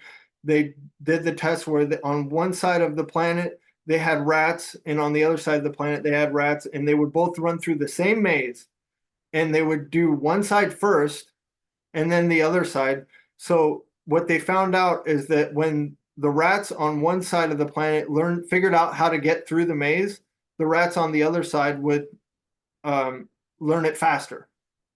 So, Wow. you could have two rats. Let's say you run 10 times and they never get through the maze, never get through the maze. As soon as the rat on one side goes through the maze, the rats on the other side of the planet also go through faster. Well, isn't that fascinating? That I think that's really fascinating. It's the same fascinating story with the monkeys. Monkeys on an island with, I think, with apples or stuff like that, and they had to wash it in water, or figured out that if you wash it in water, it's easier, then you don't have sand in your mouth. But Yeah. even islands away, newborn monkeys knew that they have to wash the apple, although they weren't connected like they could communicate with each other. But the thing is, I think uh, this ether, and I would love to take that to a reference like the spirit of God in Genesis is going into the deep seas and stuff like that. What about if that's the ether? Is if the ether connects us, it's everywhere and and connects everything. I really like that point of thinking. For me, and this is not like me trying to disagree. My personal perspective, like I was saying earlier about the idea of the group of meditators, like that, or the Matrix, the idea of getting plugged in, Mm-hmm. like that's the easiest way for me to look at the connection, right? So if you take those group of meditators and they're all sharing a space, whatever their connection is there, whether it's, if it's in the matrix, it's hard wires, cables, computers, machines, Mm-hmm. or if it's meditators, that's just thought field, right? Um, but I think, I think I lean towards that is all physical, Mm-hmm. including the ether. In Yeah. my and that's just this Rob speaking, Yeah. this is not based on any science whatsoever. No, no, no. But Right? that's fascinating. Yeah, and Yeah. I love to think about these things and to um just like you said, you don't have to agree or to disagree, but just to bring up your point of view about some topics, and then think about it, and then me as a person can think, oh, if I put it in that perspective, I got some new things going on also that I can share, instead of, no, wait a minute, Rob. That's what really fets me up when I talk to other people. I got stuck in these walls constantly, hitting the wall, just like, let's talk about it. No, it's just no, or just call you names, and it's we are very intelligent people, everyone, and we can achieve really really brilliant things, and of course that's the same thing. We can talk about some topics that other people just like, whoa, that blows my mind. But when I look at Instagram and I see people that paint some stuff, just like, whoa, that, maybe I can't get a conversation with them, but when I see what they paint or what they do with a ball or whatever they do, just like, whoa, everyone has something going on. This yeah, this energy that provides something for others, or sharing something with others. And for some people, it's just like the talking or making music and stuff like that. Yeah, for me, I feel like it's kind of a calling in life, the whatever that, like what how I introduce myself with this idea, that quote, the idea of holding two perspectives and being able to do that, right? It's not a judgment on people who can't do it. It's, for me, it's like I feel like it's a calling, like, Hmm. because I have that, or the desire, whether it's just an ability or it's a desire to do Mhm. that. And when I find I'm doing it, I feel right, like this is what I'm supposed to be doing, Yeah, right? it's like But the new medium, the new messenger of a new medium. yes, and I think the value of it is that a lot of people don't have the ability, the bandwidth, the mental bandwidth, the time, the whatever, to have that conversation. And Hmm. we're doing the work for them, right? Yeah, and we love to do that, and we love to spread the message, um and that's something that always inspired me and motivates me, talk about some subjects or dive into some subjects, and cost me a lot of time and energy, but I love it. And then just spread the word about it, or just, when you're in a bonfire having a beer with some friends, and just bring up some topic. Have you seen that cat on Instagram that jumps off an airplane and falls on his 4 feet, just like, what? just bring up some topic and talk about it. um and that's yeah, like I said, I think it's a new kind of messaging. So a lot of people are leaving the media behind, what it is. Don't believe the system anymore, don't believe what's been written in the papers. The 200 years ago, when somebody rose down with his horse and with his scroll, just like listen up. I think this is the new way that we can yeah, not narrate, but tell people about other things to dig into, or to think about another perspective of some things that are already been gone, already been. And for me, the another important aspect of that is showing them how to discuss things that we disagree with, Mm, right? Teaching people how to disagree and still make progress as and still grow, yeah, right? yeah. I think that the best ways to describe it, if you disagree with someone, you have this topic about disagreement, and I had that sometimes in my life. But afterwards, you give each other just like this lovely hug, just like, oh man, but I love you, man. You know what? Because and that fascinates me too, when people stop their relationship. One's an asshole and the other one is a bitch. But what about the 10 or 15 years that you spent together with great time? What happened there? And a lot of people just pinching on these little things, only on the negative. But what about all this great time that you had? And that's the same with when you're getting into a conversation with someone that you disagree with. You had some time that you really agreed upon a lot of things in life, and only this little thing puts you out of the balance, and then it's stop the Yeah. relationship and go. No, man, that's just like, okay, we don't. My girlfriend has a very good point on that. She just says, okay, stop. And I don't like it that she says stop, because I want to be in control, of course. No, not of course, but I want to. It's like an ego-based thing. Work in progress, still work in progress. But the funny thing is, she noticed when we keep talking about the same subject, but we do not come out. We know that the outcome is zero. She would say, stop. I don't want to talk about it anymore. That means not now. We can talk about it tomorrow. We have another mindset, or we already know the outcome or the point of view from each other. Then you know that you will not agree with each other. It's like I call it the 1, 2, 3, 4 system. So you got basically the system of four. This is a really good one. This is also a very, I think it's very interesting how I put it up. But it's this: if I have a topic and I disagree with you, and I say 2, and you say 3, I can go from 2 to 3, and you can go from 3 to 2. Right? So we can come together, or we almost agree with each other. But when you say 4 and I say 1, we never gonna get close to each other, because I can go from 1 to 2 if I want to, and you can skip from 4 to 3.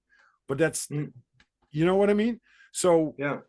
and if you look at that, and she realized that very soon, because she knows a lot about me, and we talk a lot of several things.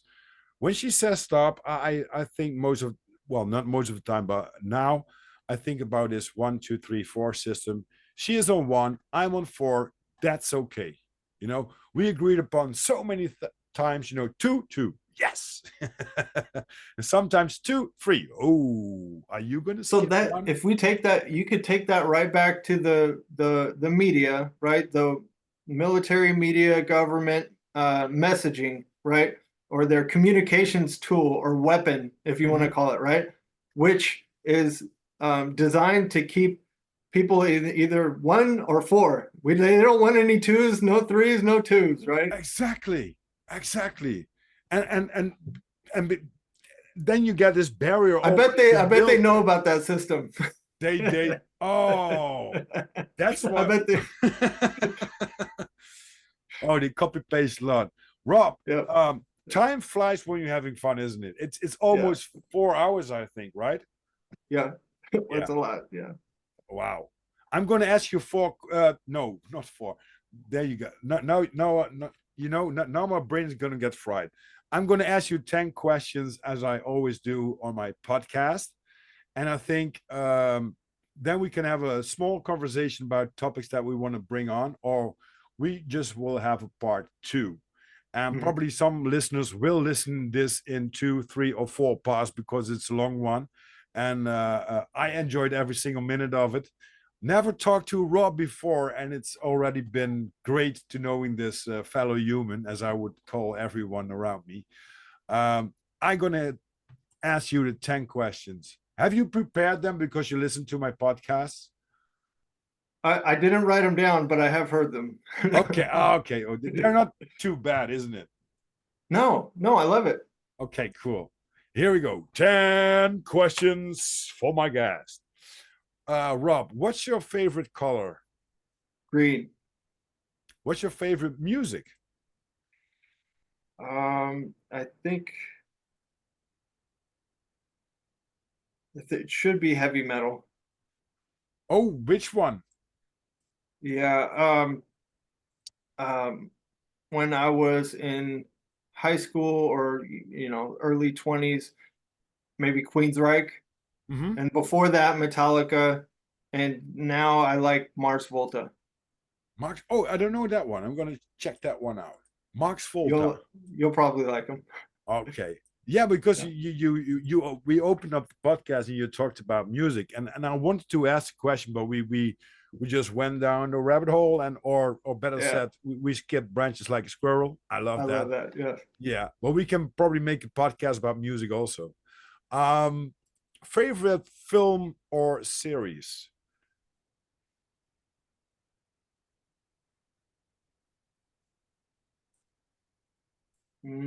I'd say for right now.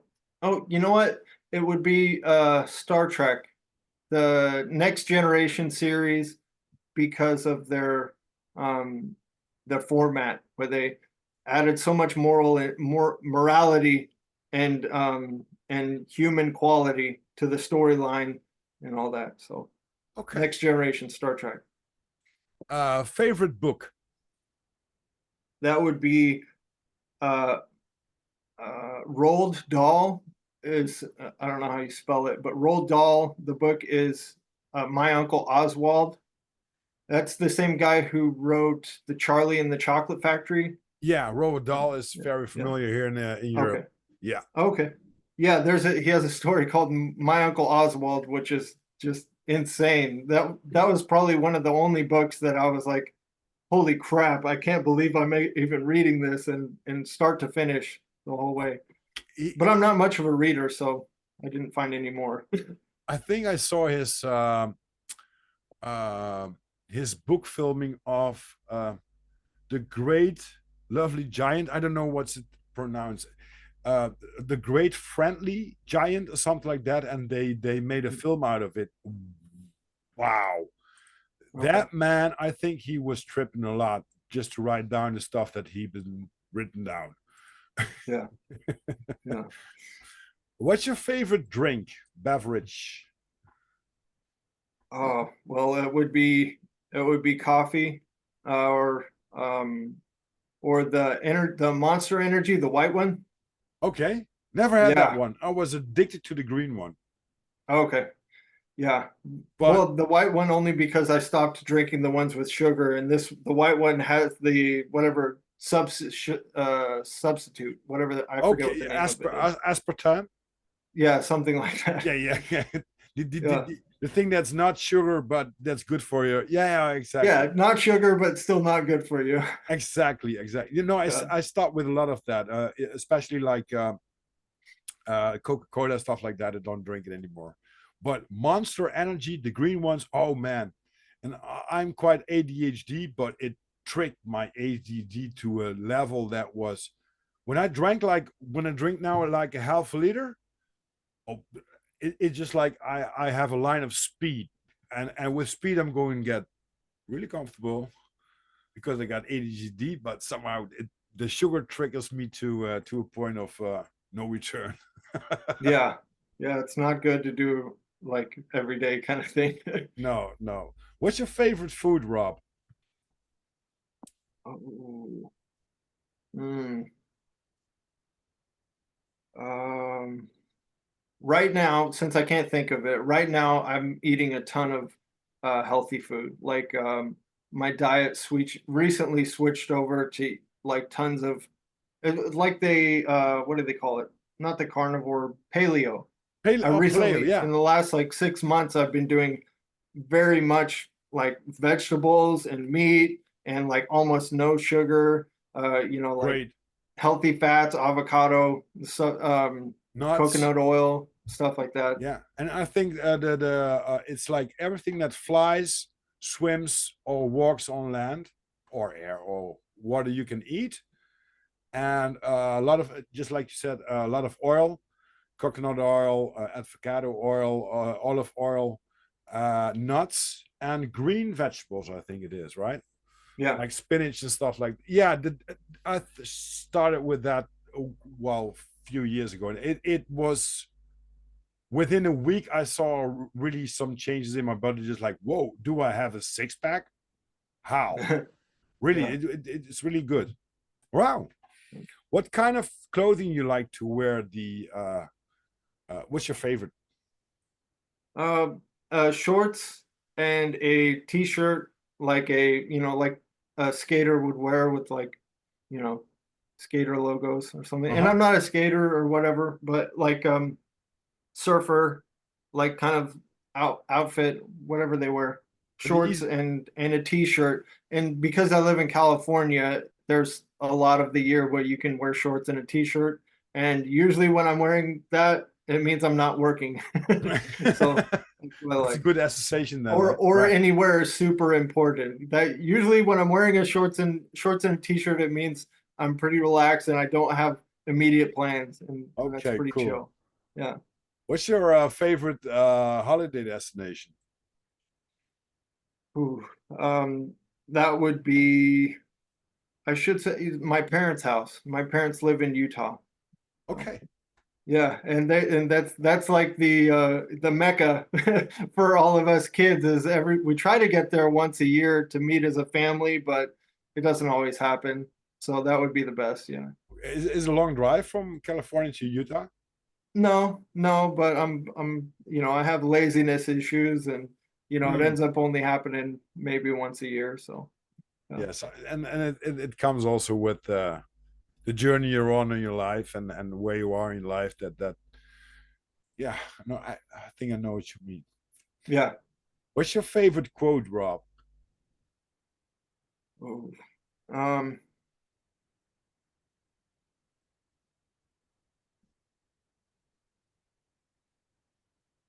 since I can't think of one, I'll go with the one that we started out with, which is like the sign of a great mind is to hold two opposing ideas and to not have difficulty with it. But more so, um, the word paradigms Hmm. is not just ideas, because ideas could be like the difference between 2 plus 2 equals 4, or what if 2 plus 2 equals 5. It's like that's cool, but paradigms is, can I accept that your worldview might be correct and mine might be wrong, right? Hmm. And can I work between those? That to Yeah. me is my favorite. Yeah, I would say. Wow. Wow. Last question. What's your life's motto? Hmm. That was probably the golden rule, right? Do unto others, or try to do unto others the way you would have them do to you. Try, Yeah, but right? that's a good one. That's Yeah. I like that, and there are so many things, and I was thinking about it when I was preparing me for this podcast, because we didn't know each other, just only by by texting with the uh, on a community that we're in, but not into who you are, what you do, and stuff like that, that I want to put these 10 questions up front so I could dig into this more. So, but it's so funny that I was a little bit anxious and about nervous. Oh my God, how would it go?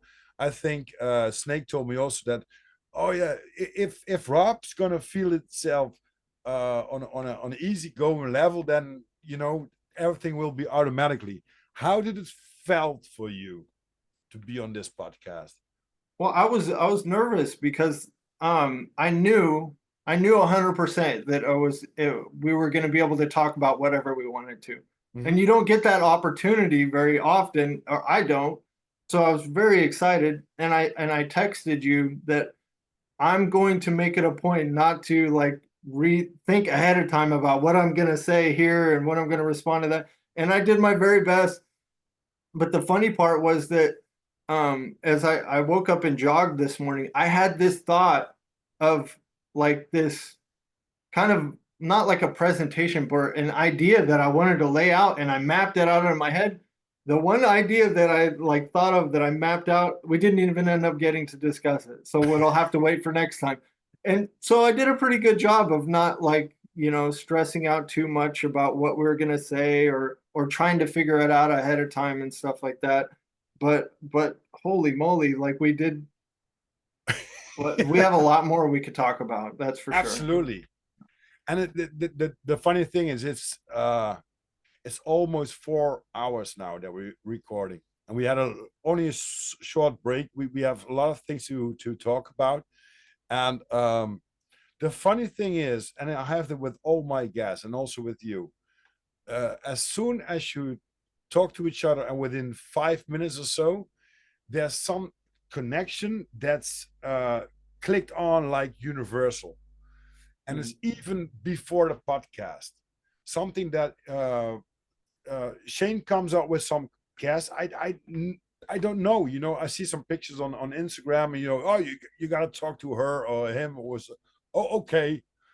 And before you know, you just continue about the stuff that you talk about, and I think that's what I want to point out. That's where Disorganized Productions stands for.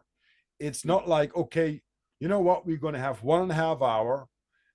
We're going to talk about this and this, and it's going to be scripted, and you have to be aware of that. You have to be, no, just two random guys in the universe somewhere in time. Iron Maiden, brilliant album. Somewhere in time. That's my favorite album. By the Oh, I love the yeah. loneliness of the long distance runner. That's one of my favorite songs of that one. Just Yeah. but yeah, talk about metal. We could do another podcast about metal music, about everything, and we're going to do that. By the way, Okay. and I want to thank you for your time, for your energy, Rob. I really enjoyed it talking to you. And Me too, man. I appreciate you doing this work, and creating a platform, like me, when I talked to Shane about it, we were, this was months and months ago, and he was talking about, I want to do this, I want to do that. And then he found you, and then I hear back from him. I'm like, holy crap, that sounds like exactly what you're looking for and what we all want. wow. Yeah. Yeah, that's and just like I said, it's like a piece of the pieces are all connected together, and it's just like that clock that I told on the farm, just like the Swiss clock. You need all these little things to get the more bigger things working, and then all of a sudden everything fits into place, and then it's working with the right people on the right side and with the right community going on, where you can share your things that's that's in your head. um and to be honest with you, I have some other platforms on Telegram, but I can dig into that because it's all so narrow and all about the same narrative, and I don't like that. I don't want to be put it in a box. With that said, you put yourself in a box, of course. But no, great talking to you, and looking forward to talk more to you in the future. We keep on Awesome. contact. Please send me the link so I can share it in the show description. Mhm. And well, for our listeners, thank you very much for listening to this long one, this marathon again from Disorganized Productions. But hey, that's how we roll. Have a great night, a great morning, or a great day, wherever you are on this beautiful, plain earth. Thank you, Rob. Thank you.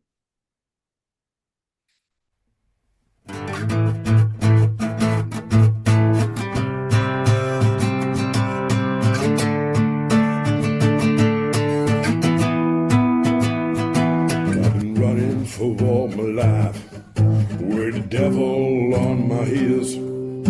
He wasn't always right, and he can't fulfill my dreams. I've been running for all my life with the devil on my heels. He wasn't always right, and couldn't fulfill my dreams. He's a pain in the ass, black as night. God, show me the light and hold me tight. I've been running for all my life with the devil on my heels. He wasn't always right and doesn't fulfill my dreams. God, show me the light.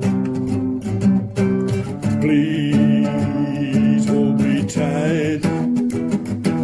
I've been running for all my life with the devil on my heels. He wasn't always right and couldn't fulfill my dreams. I've been running for all my life with the devil on my heels. He wasn't always right and couldn't fulfill my dreams. He's a pain in the ass, black as night. God, show me the light. He's a pain in the ass. He's black as night. God, show me the light.